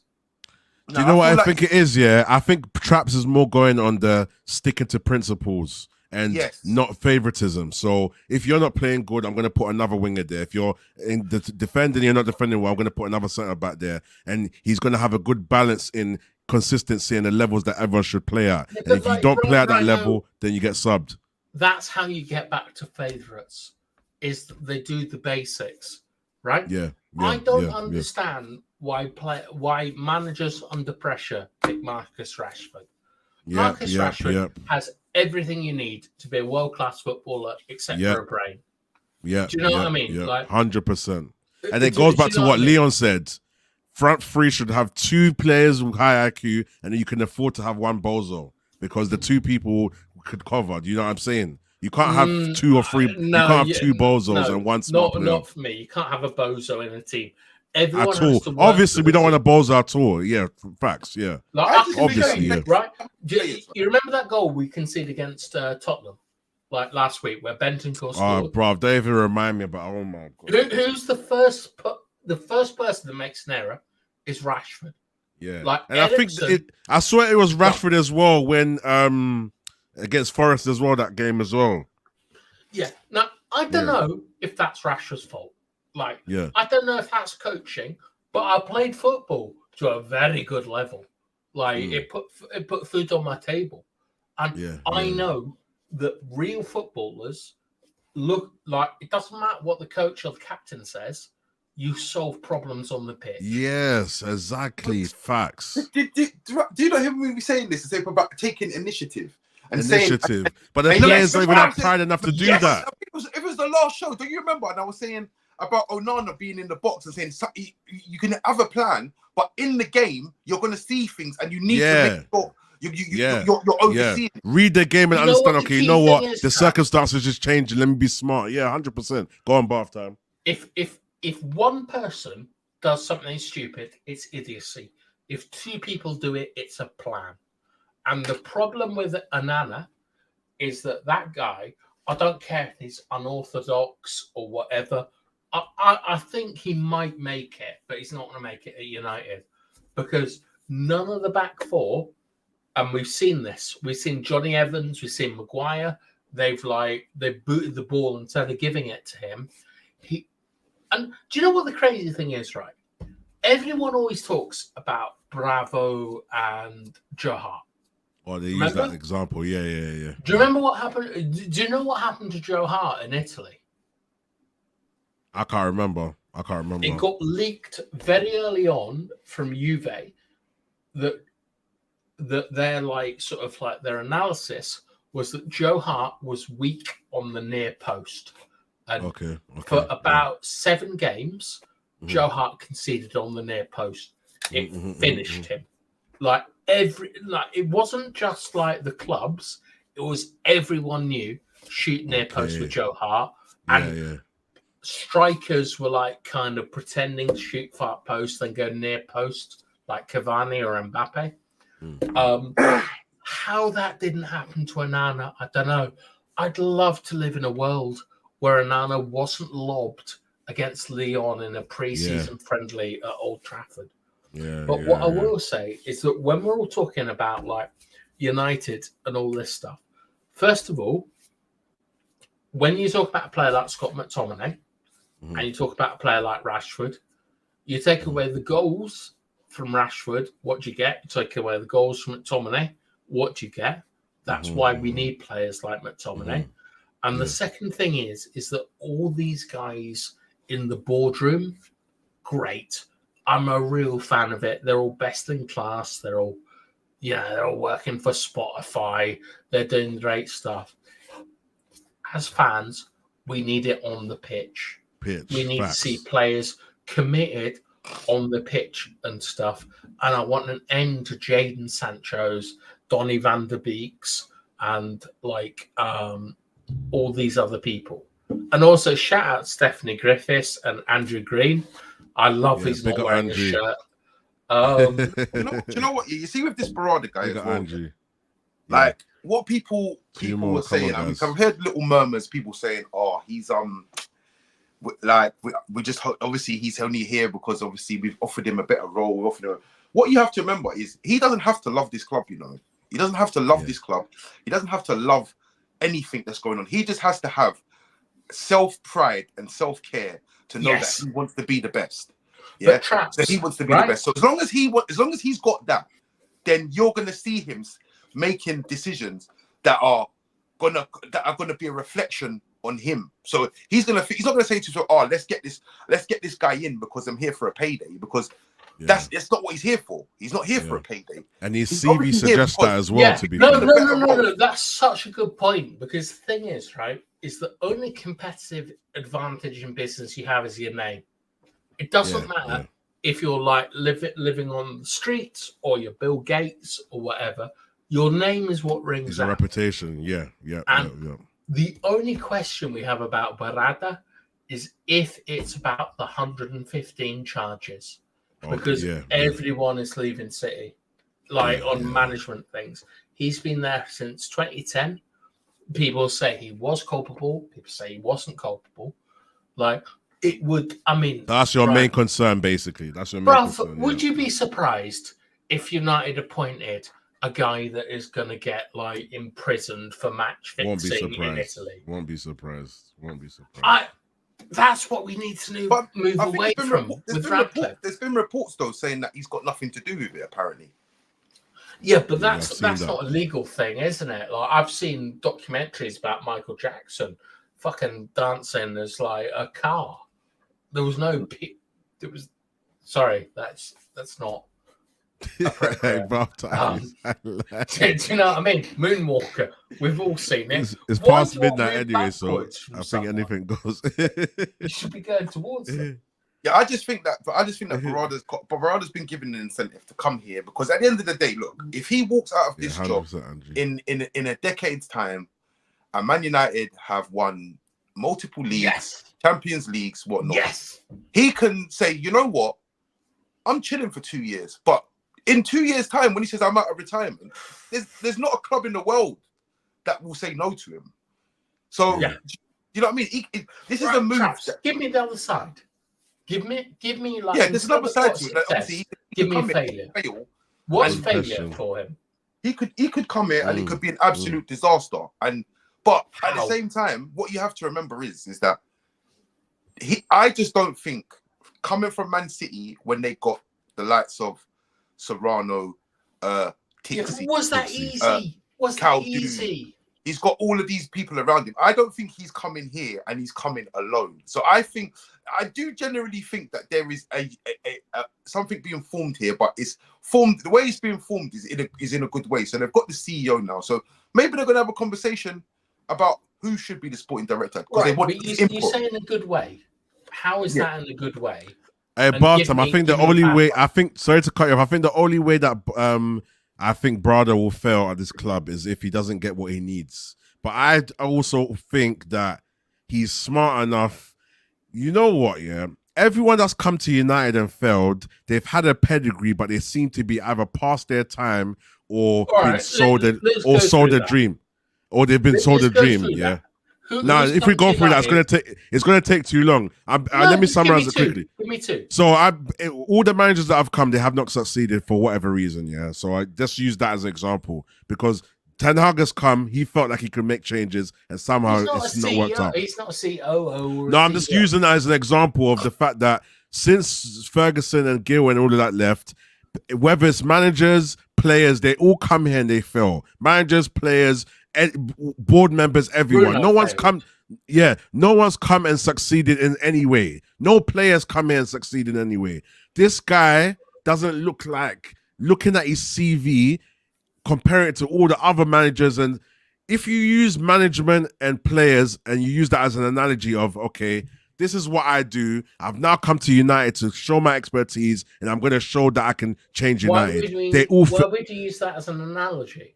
Because I'm trying to say that United destroy everything, whether it's players, management, whatever. Everything comes to United and fails. Sancho was good before he came, he failed. Alexis came, failed. All great You know what I players, mean? but why? Why are we? I just think destroying- I think it's the structure around the club. The Glazers don't care. They didn't So buy these that's players. what needs to change. Yeah, so that's what I'm going to say to you. Yeah, I think what I've quickly, let me finish my point, Traps. Yeah, I just think now Ineos seem like they've got a different ethos. When I look at people like Ratcliffe's not coming here to fail. Maybe he's coming here maybe for a payday. Or the Sheikh. I would prefer the Sheikh. I'll prefer the Sheikh. Do you know why I prefer the Sheikh though? Because they've got more pedigree in being successful. These guys don't play around. You know, Ratcliffe don't have a CV to me. Is Britain's second richest man ever. But his club's failing. His club is failing. Listen, the only reason why people want the only reason why I would want Jassim in is because it's a full sell. The Glazers are gone. They're done. That's the only reason why. Yeah, that's fair. That's the only reason why. And like I said, to get them out, this is why I get called Trapscliff, in comments now. Because I said, look, as long as Ratcliffe comes here and does what needs to be done, then there's not, as a United fan, you can't argue with that. Yeah, that's it. Because it doesn't matter what he's doing it for. If he's doing it for money, as long as as it succeeds, that's where I was going to. We can't. That's the point I was going to, Traps. We can't. You can't sort of make a case for him not being. What is success and what is failure for Ratcliffe? I mean, success for Ratcliffe is restoring the club to winning titles and winning winning leagues and winning cups and staying in it. Huh? My answer, I'll give a better answer. Success for Ratcliffe, in my opinion, is just having better footballing structure around the club. To see an actual structure that the club's actually moving. Wow, this club's being run properly. A footballing structure like Brentford. No, I don't. Listen, what you have to remember is this year is that what you have to look at it through Ratcliffe's eyes. Now, Ratcliffe's eyes might mean this. Like, look, restoring Man United. Your eyes. Me restoring Man United to its glory days. That would make me one of the most successful businessmen in football, as it stands. World football, as it stands. But do you think that's what he wants? Not only that, it might be. Look, I've put 1 point. It might be this. I've put 1.2 or whatever it is billion into this project. I now want to leave with 3 or 4 billion. Yeah, that's what I want to leave with. So in order for me to do that, I have this plan where I get the best people to get the football up to a certain standard, where we're doing certain things. Where when it comes to the time for us to sell or whatever, I'm going to collect my money efficiently. That's two different arguments. So this, at the end of the day, whether he's doing business from a business perspective, he understands that the football and the business commercial side need to marry into the two. This is why he's gone and got Barada first and made him see it, because he understands that. Because when he had that, if we watched on Saeed's show, he said that the commercial side and the football need to be together. They need to come together. So he understands that. Are you going to trust Saeed to run your business? Come on. Like, Saeed. First of all, like... What? Right. Look. He said, we watched, what it is, bath time. On Saeed's show, there was we pulled up a tweet and there was an interview of Barada explaining his... not a tweet, it was like a video of Barada explaining certain things that he specializes in. And United have been run commercially good. United have been run commercially good, but on the pitch we haven't been good. So his thing is for it to be both even. Commercially good and football good, both basically. Yeah, that's his thing. And what you have to remember as well. What you have to remember as well, is that what Barada said, that was not directed at Man United fans or Man United fans. That was at City times. That was for City fans to watch. And if they did watch it, they've seen the proof in the pudding. Do you see what I mean? Yeah. In terms of the players that we've had as well, if you look at all the players that we've had, people will say, they're failures. They're failures. No. But they're not failures, because every player that's come to this club, the Di Marias, the Sanchos, why did they've made the club money. They've all made the club money. And that is what the Glazers wanted. Yes. They wanted money. So they're not Do failing no, in no, the no, Glazers' Traps. eyes. Do you like? I've always had this theory about the Glazers. Is that like the Glazers didn't buy our club? Malcolm Glazer bought our club, and then he died. Rest in peace, whatever you think. I think that they've always lacked leadership, like as a family. It's like Succession or a soap opera or telenovela. And I think that they've always been looking for a leader. I think that Joel and Avram, they've made terrible decisions. They're morons, etc., etc. I genuinely think that they want the best of the club, but they don't understand what the club is. They don't understand it's a community football club that links, grandfathers to grandsons and stuff like that. And I think it's really interesting what you say about like Di Maria is one of the most clutch players of all time.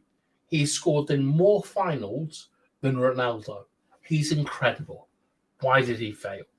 Paul Pogba, he's won World Cups. Why did he fail? Even like, if you want to get silly, why is Matteo Darmian, why have Ashley Young, who have won Sinaz, failed? Is that on the pitch? Is that off the pitch? And why does off the pitch matter so much? That's what I want. That's what I'd love to hear from you boys. Is why does essentially like getting new managers in make a difference? If you're working at Woolworths or Sainsbury's, how does getting a new CEO affect you? Rhino, tell me. I think, in my opinion, the CEO, bringing a new CEO, brings a direction in the club of how the club should be run. We know Why when is it that comes important? to Why is that important? Because when it comes to like why we buy certain players, you're gonna buy players for a better reason more than just a commercial reason. You're gonna want these players. You're a multi-millionaire. Why is that important? Because when you're successful in the pitch, it brings you even more money. Yeah, if you're winning Champions Leagues, it brings you more money. If you're accomplishing more cups, motivation is money. No, but I'm just saying, if the motivation is money as a billionaire to make more money, no, I'm talking about players on the pitch. You're saying players on the pitch makes you more money. Tell me. So what's your question? What's your question, bro? Also, what's your question again, Bath Time? My question is, why does having a better person as a CEO or in management structures make you perform on the pitch? And every claim you make, I'm going to interrupt. Oh, go on, Traps. Go on. You answer. Go on. Yeah, Traps. Tell me.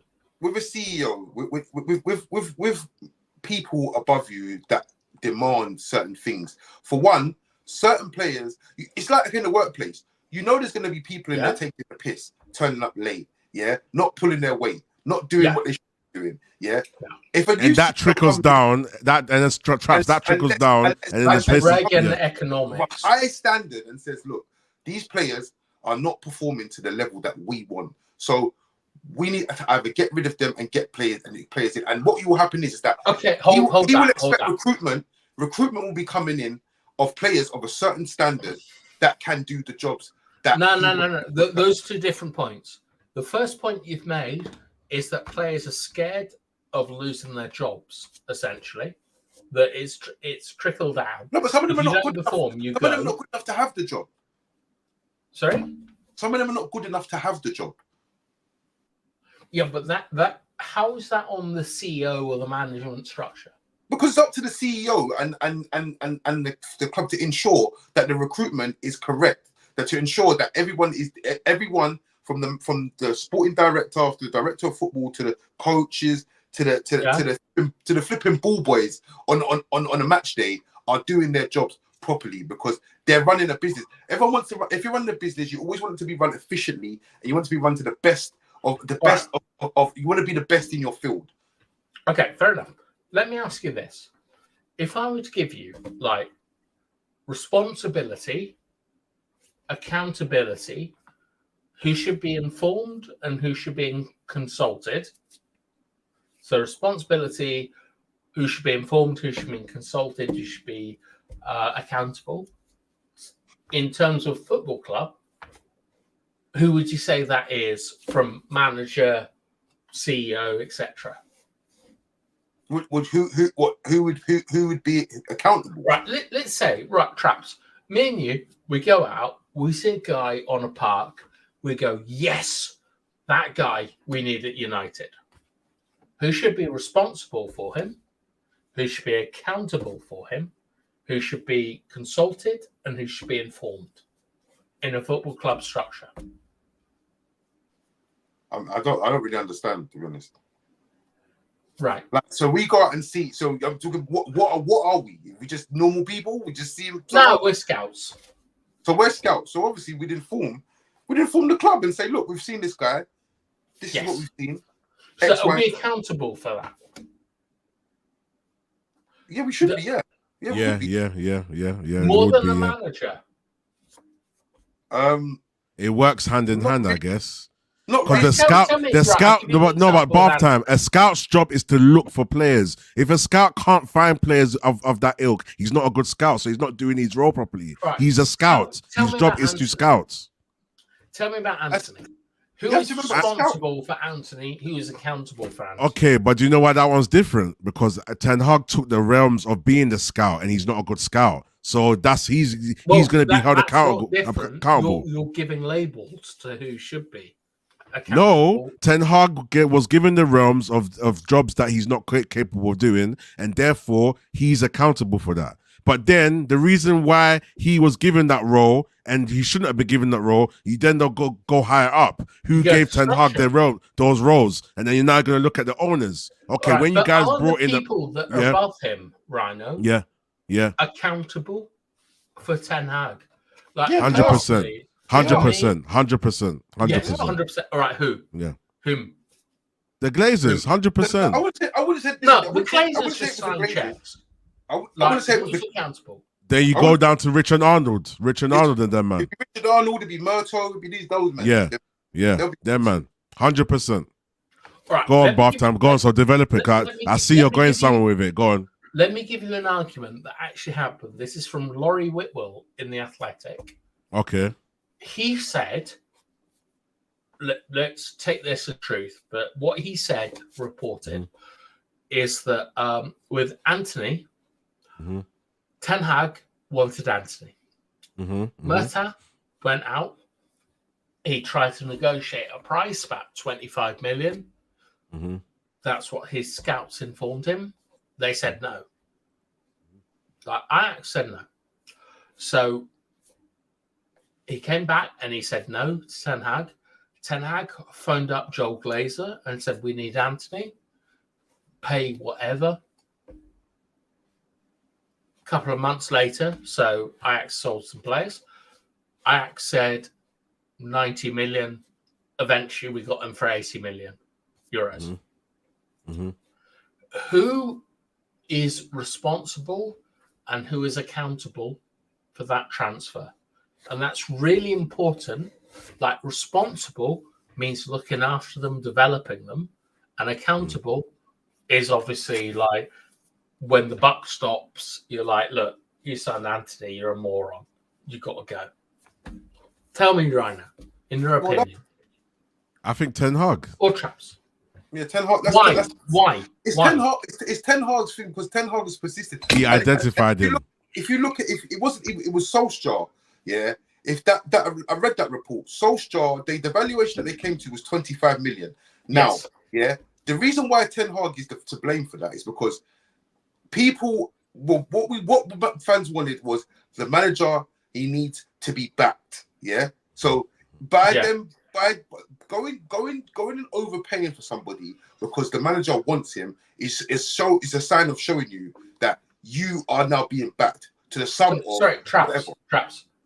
What you're saying is, it doesn't matter about the player.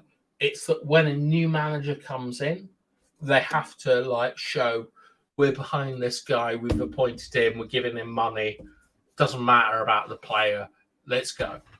No, it does matter about the player. But if you've got a new manager in and you want to show faith, he says he's adamant he wants to get a player, and you go out there and say, all right, we're going to go out there and get this player for you. And as a result, we've had to overpay for him. But here we go. So you've got your man. Yeah, but it's different because he went above the structure that everyone talks about to talk to the owners, say, I need this player.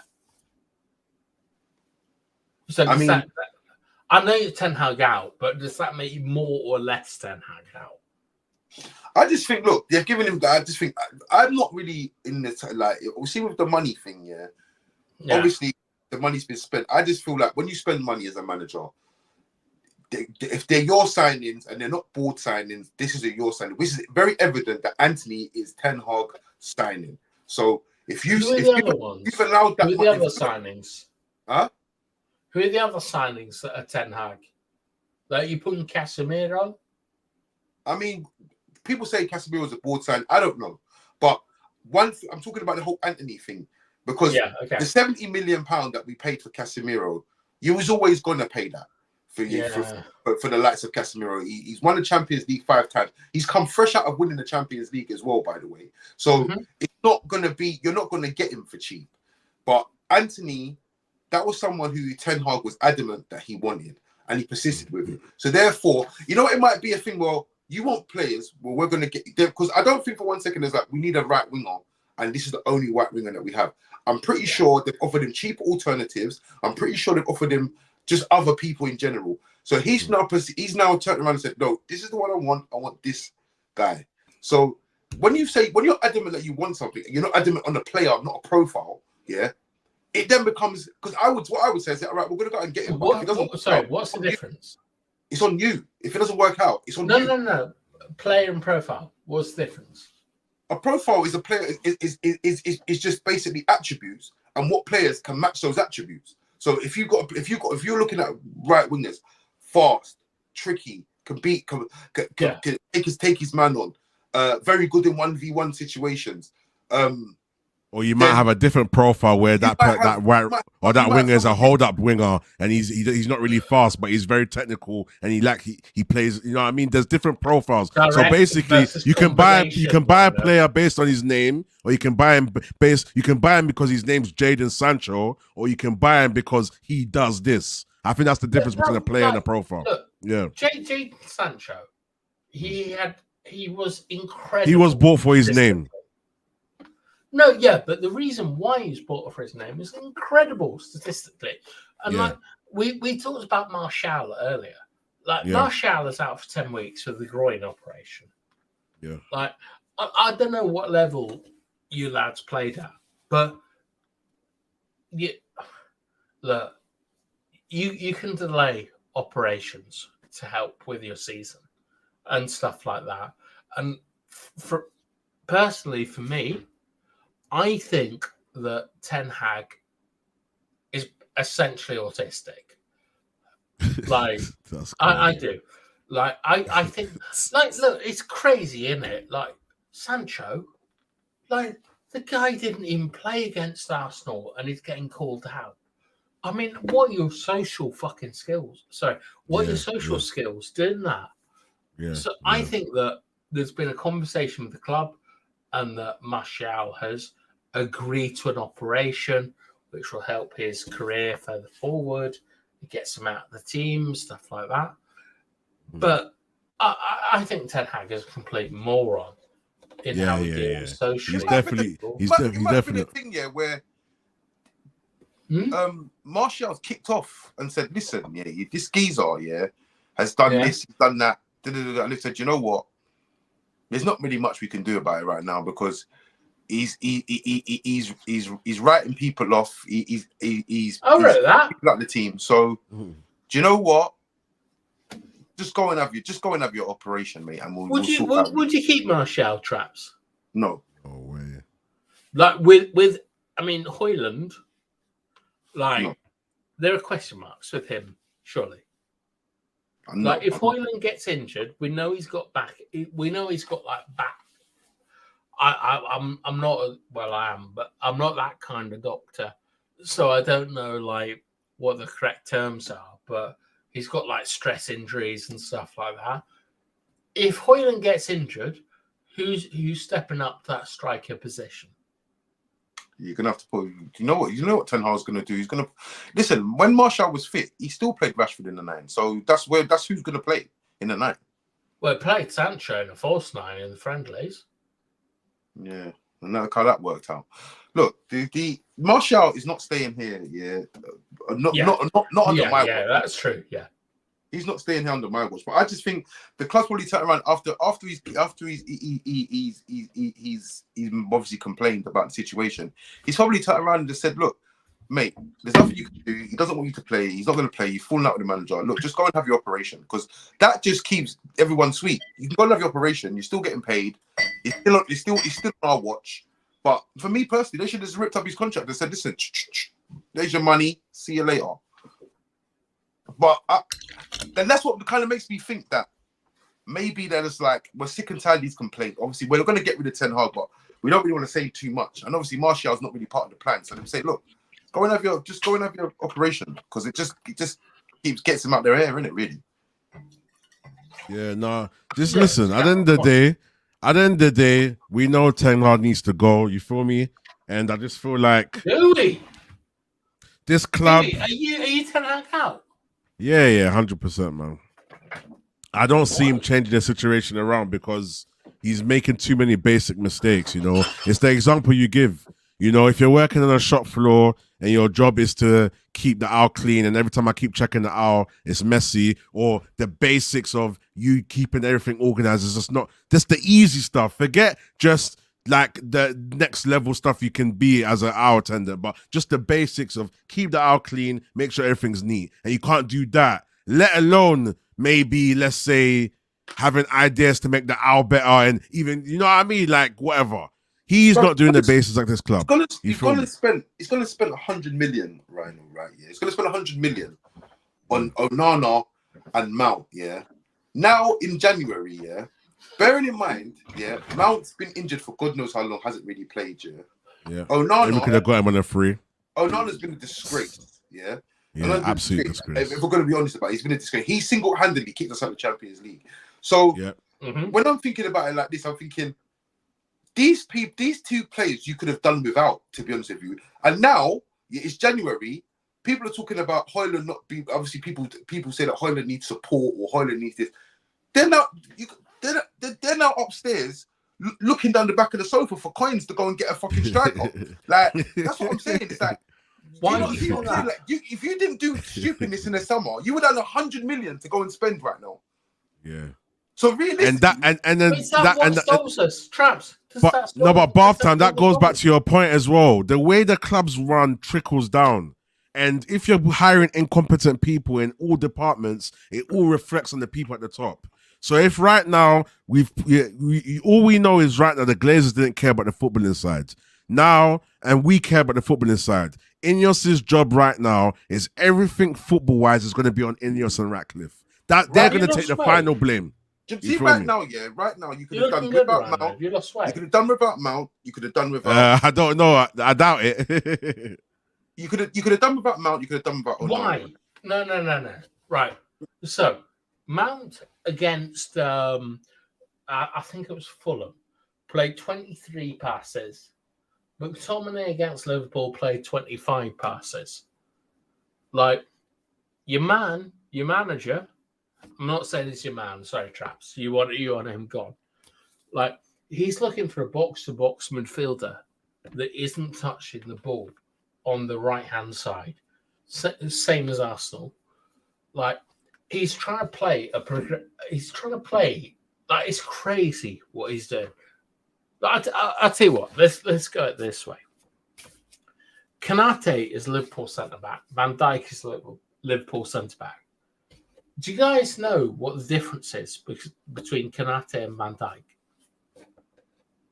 Why one is world class and one is average? I just think Konate is more combative than Van Dijk, to be honest. Yes, but why? You're right. Traps, you know what you're talking about. Like, yes. I don't know. I just think that there's two different styles. I don't really, to be honest with you, like I don't really have the high praise that everyone has for Van Dijk, but I just think Konate is much more aggressive and more thingy. I think talk about it in spaces. Van Dijk is more of a. He's just more of a. Yeah, he's just more of he's just more of a defender. I feel like Van Dijk's a good defender in the good times. Like he makes everything look good, but realistically, Konate. I see it with Matip as well. Matip was the one that did all the dirty work. And, for me, other way around. But look, I'll tell you what the difference is for me, which is not definitive. All right, last point. We're going to close up. Right, you ever see that film, Final Destination? Yeah, I've seen it. I think I have. Yeah. I think I've seen it. It's like, you're in like B&Q and all these fucking logs are flying at you and you got to dodge them and stuff like that.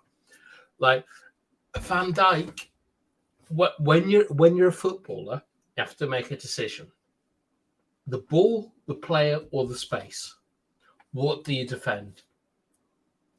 Like with Van Dijk, he always defends the space. Konate always defends the ball. So he's more aggressive. He goes in front. He wins headers. He looks great. For me personally, that's not great defending. You should always defend the space.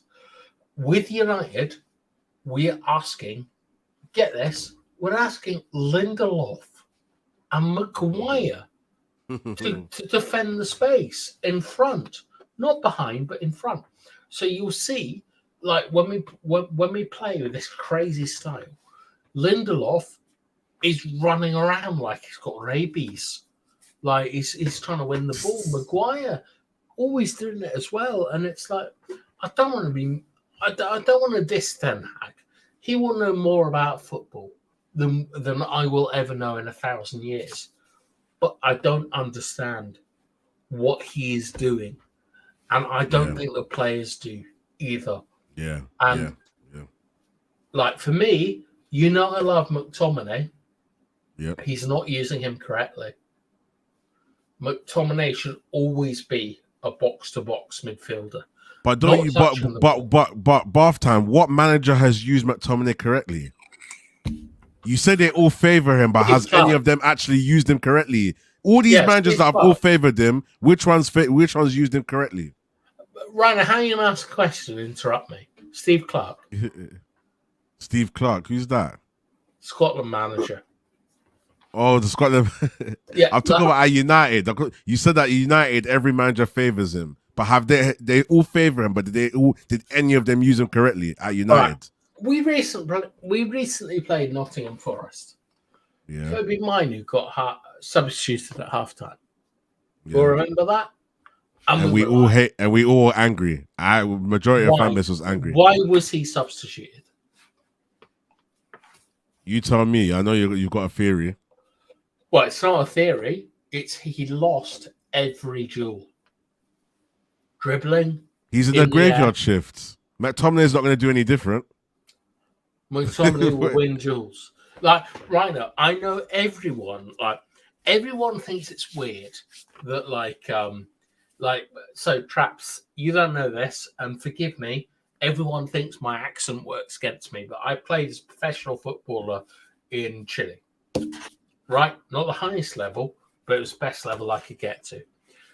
Apart from me and every manager, everyone thinks Scott McTominay is rubbish. Yeah. He's not rubbish. He's one of the best midfielders in the Premier League. The reason I'll tell you why. Wow. Don't listen. I don't hate McTominay, you know. I don't think McTominay is shit. I'll be honest. I don't think he's shit. Do you know what, Trav? Stop the cap. Stop the cap right now. Stop the cap. No bullshit, bro. Look. Do you know what you just done there? This annoys me so much. This is like fucking like who's your man from Palestine, Staffy? Like, yeah, Staffy's got the little video. Yeah, we don't need a laugh track. You don't need to show this is funny. Like it is funny because I'll give you 2 minutes to explain why McTominay is a good player, and then we're wrapping up. Because I can say what I want to say, but do you know what's interesting? I want Traps to hear your explanation, and I want to hear Traps' response, and then I just want to see you. Right. So the floor is you guys. I'm not gonna lie though, Bath time. What you just said there is a bit mad. I'm not gonna lie. That which bit? The thing about him being one of the best in Premier League. Well, he is. Like, okay, so I'll give you an inductive argument, which is that Scott McTominay is the highest scoring midfielder in the Premier League for 6 years.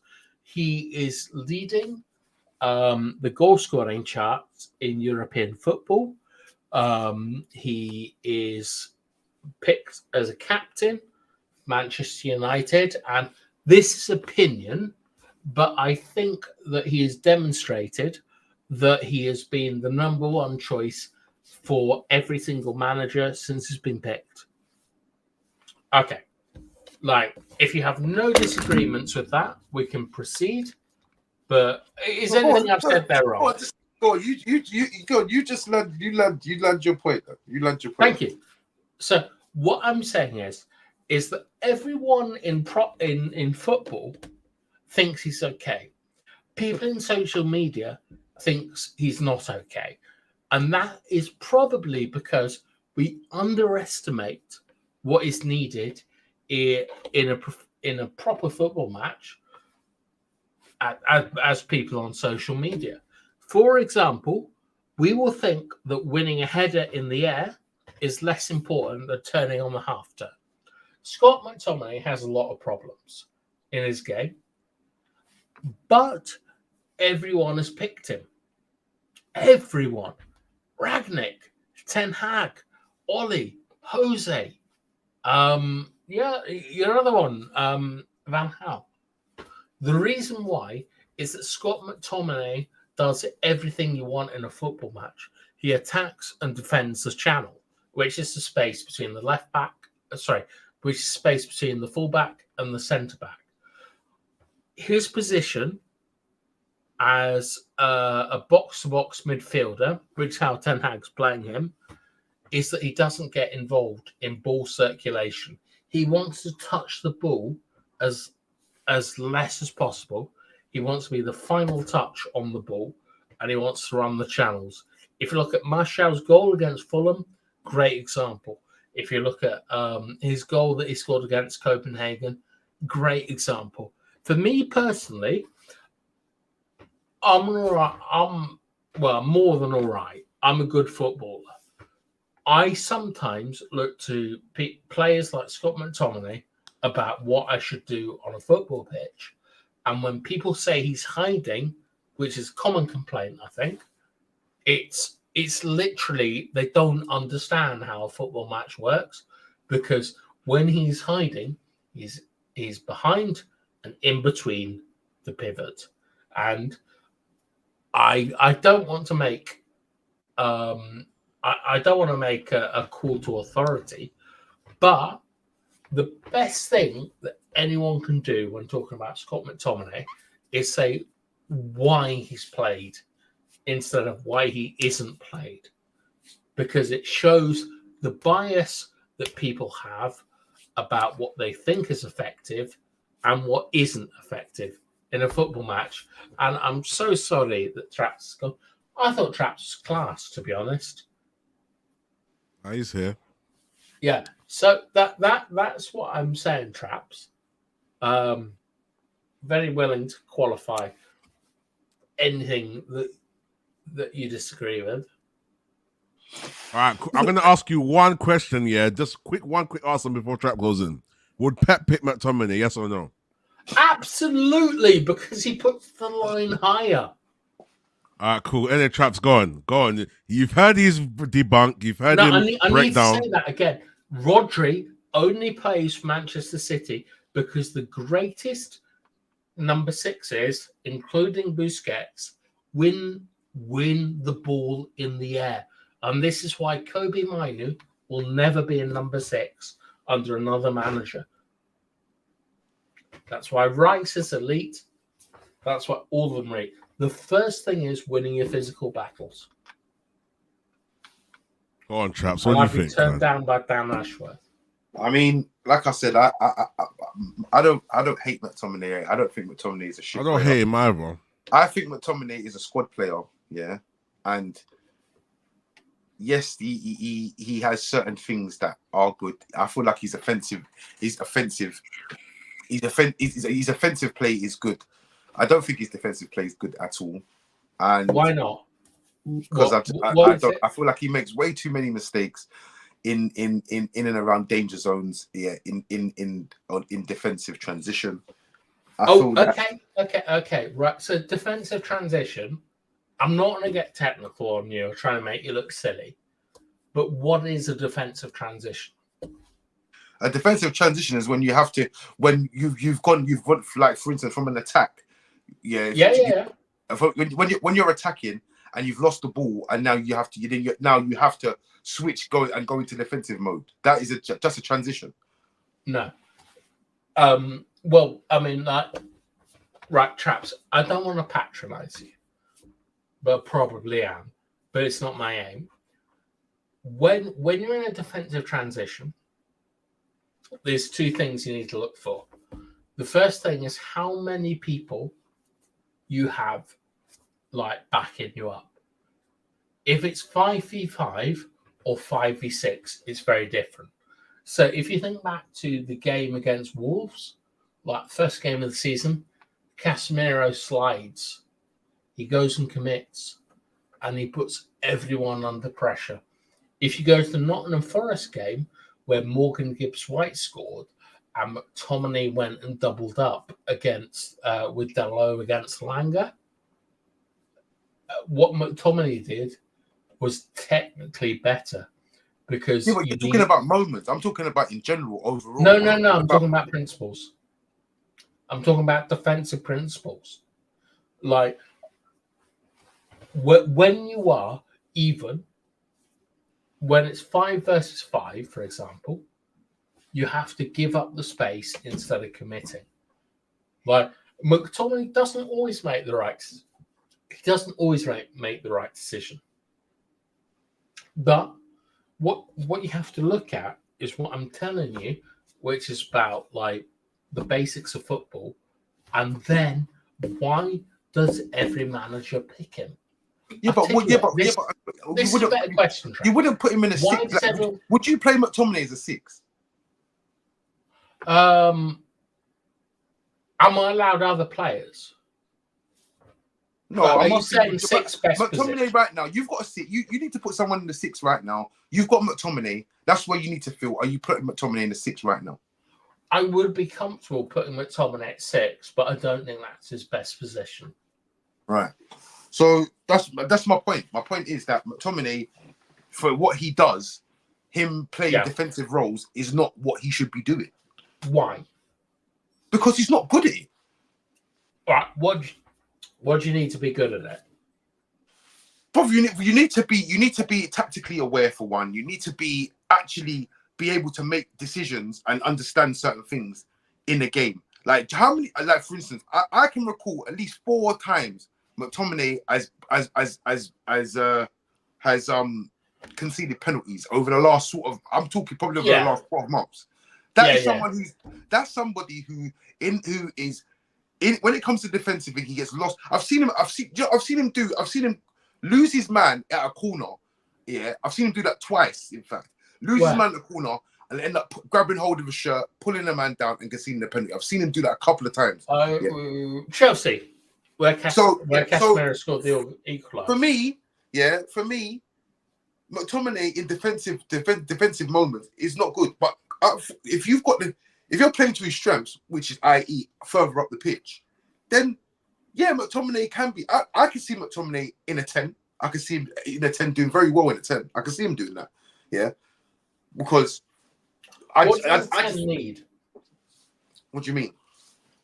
Well, what makes a good 10 and a bad 10?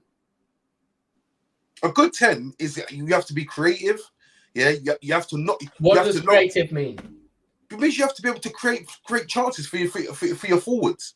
A 10 needs to be able to put his foot on the ball, always have time, so he can look for the best pass, be able to pick the best pass, be able to know when to shoot or when to pass. That's a good 10. So with the Liverpool team that won the league, albeit during COVID, who was their number 10? I mean, I'm not saying I'm not doing it in comparisons to Liverpool because Liverpool played whatever system they play. I'm just talking about the position as a 10. Yeah, I'm not saying as Liverpool winning the league or what. I'm saying as a 10, Yeah, but surely McTominay someone's playing will do that well position. as a number 10. Whether a team plays a 10 or don't play a 10, that's a different story. Well, okay, I suppose the question is then, what is the role of a 10 with like McTominay as the best player in it? I said McTominay would do very well in the 10. I just said that the creative part of it. Yeah, no, I understand. But what is the I role can see of a 10? McTominay receiving the ball, half turn, looking for players, because he can pick a pass, to be honest with you. And obviously, him doing that whole Lampard-esque I arriving like late your for the box. traps. You know what I mean? I You're can a see fair that. But man. as a 10, I can see him. But as a 6, I would never in a million years have McTominay playing a 6 in my team. Never. All right. So would you have McTominay or Bruno as a 10? I would have McTominay or Bruno as a 10, yeah. No, which? Or would I have McTominay or Bruno? Yeah. Which one would you pick? I mean, if I was the manager, I would pick Bruno, but I would give Bruno strict instructions because I know what Bruno can and can't. Yeah, but you know what Bruno Bruno's doesn't like. Bruno lacks discipline. Yeah, so Bruno thinks if he's losing the ball, him running all the way to the area where the left back is and putting the tackle in, he thinks that's good play because he's running. No, you lost the ball's been lost. These lot need to now do their job. But at the end of the day, I need to understand that I've got my double pivot or whatever. I say, look, this guy. Not saying he's a bozo, but he's going to lose the ball a lot, yeah? Because he's always going to try and take risk. He's always going to try and feed the strike. So you need to be aware that when he goes forward, you need to make sure that if the ball goes, if he does lose the ball, we're ready. We're ready for anything that can be thrown at him. So he needs instruction. So he needs instruction. So that's the thing with Bruno. Because Bruno's allowed to do what he wants. He looks really bad. But is that his choice or the manager's? That's the manager's. Obviously, the manager's allowing it to happen. But me as a manager, I wouldn't allow it to happen. I would say, look, you need to do this. I haven't, man. Right, Rhino, have your drink. Like, be honest. Scott McTominay or Bruno as a number 10. Give me the pros for McTominay and the minuses for Bruno, and then give me your real opinion. So the pros for McTominay and the minuses for Bruno. Yeah. So McTominay, as a 10, I want my 10 to be the creator. I want my 10 to be, in a sense, the glue of the attack. I'm going to stop you here. Is that what modern football wants from a number 10? Yeah. Give me Liverpool. Give me Man City. Give me Barcelona. Okay. So Man City, you got De Bruyne as their 10. He's an 8. But he plays a 10 though. No, he doesn't. He plays an 8. He plays on the right-hand side. Maybe we see it differently, but I always see De Bruyne centrally. I say correctly. I see De Bruyne centrally. The goals he scores are all central. They're not come from the right-hand side. They're all central. When he provides assists, they come from the most. He can provide assists from anywhere. But I see De Bruyne. Okay, De Bruyne does play a bit deeper. He does. He actually plays deeper. Before, when he had more legs, he used to play more higher. He used to play more higher up. So he's more. But I still see I still see his role. I don't know. Maybe I see football differently, but I see my 10 as somebody that just creates all the chances and allows their attack to flourish. You know, and sets the pace of the game. That's how I play. That's how I see the game, innit? You might agree, you might disagree, you might think, what do I know? Of course I disagree, that's how I see the game. Because all of those teams, like, they create chances from their systems, pressing high up the pitch. But I don't see I don't see McTominay as a 10. I see him as what there's 10 okay, so there's two ways to look at a 10. Some people look at a 10 as like a second striker. Like the person that's going to be behind the striker and be ready to. Someone like Alvarez. He's a striker, but he can play behind the striker as well. Where he doesn't necessarily have to be the main focal point to score goals, but he can be someone that can get the rebounds or someone that can provide the assists. He can play a bit of both. It's like a hybrid. That's how I see Alvarez, isn't it? But I don't see You can't say hybrid. Like when he's someone who's going for second balls. Can you? Because he can be both. It can interchange. Yeah, but I'm asking for a 10. A 10. Yeah, a 10 for me. A 10 for me is somebody that's going to create the chances. That's my 10 still. Yeah, but Haaland's going to be the 9. So, like, I accept Alvarez as a 10, but you're trying to say he's a 9 and a 10. Hold on a sec. One sec. Give me a sec. Hello, everyone, especially Steph Griffiths. We're very pleased that you're watching. Shout out Renz. I don't know. Like once, right? I used to live in a place called Corby, and I actually ended up living in Philadelphia, which is a place in New York. Well, just outside New York in America, whatever. And the reason why is because on the football pitch, some people tried to fight with me, and my mum wasn't happy about it. Got in one little fight, and I ended up moving to Bel Air. We can't hear you, Rhino. That was me trying to. Yeah, sorry. Yeah. Yeah, do you know what Yeah, it is? I'm not I don't know. criticizing you, Rhino. I'm just trying to pin down what. Yeah. What, it's what just the you way. think in It's it. just the way I see football, innit? Like I see football in a certain way, whether it has to match up the ideologies of football now, or whatever.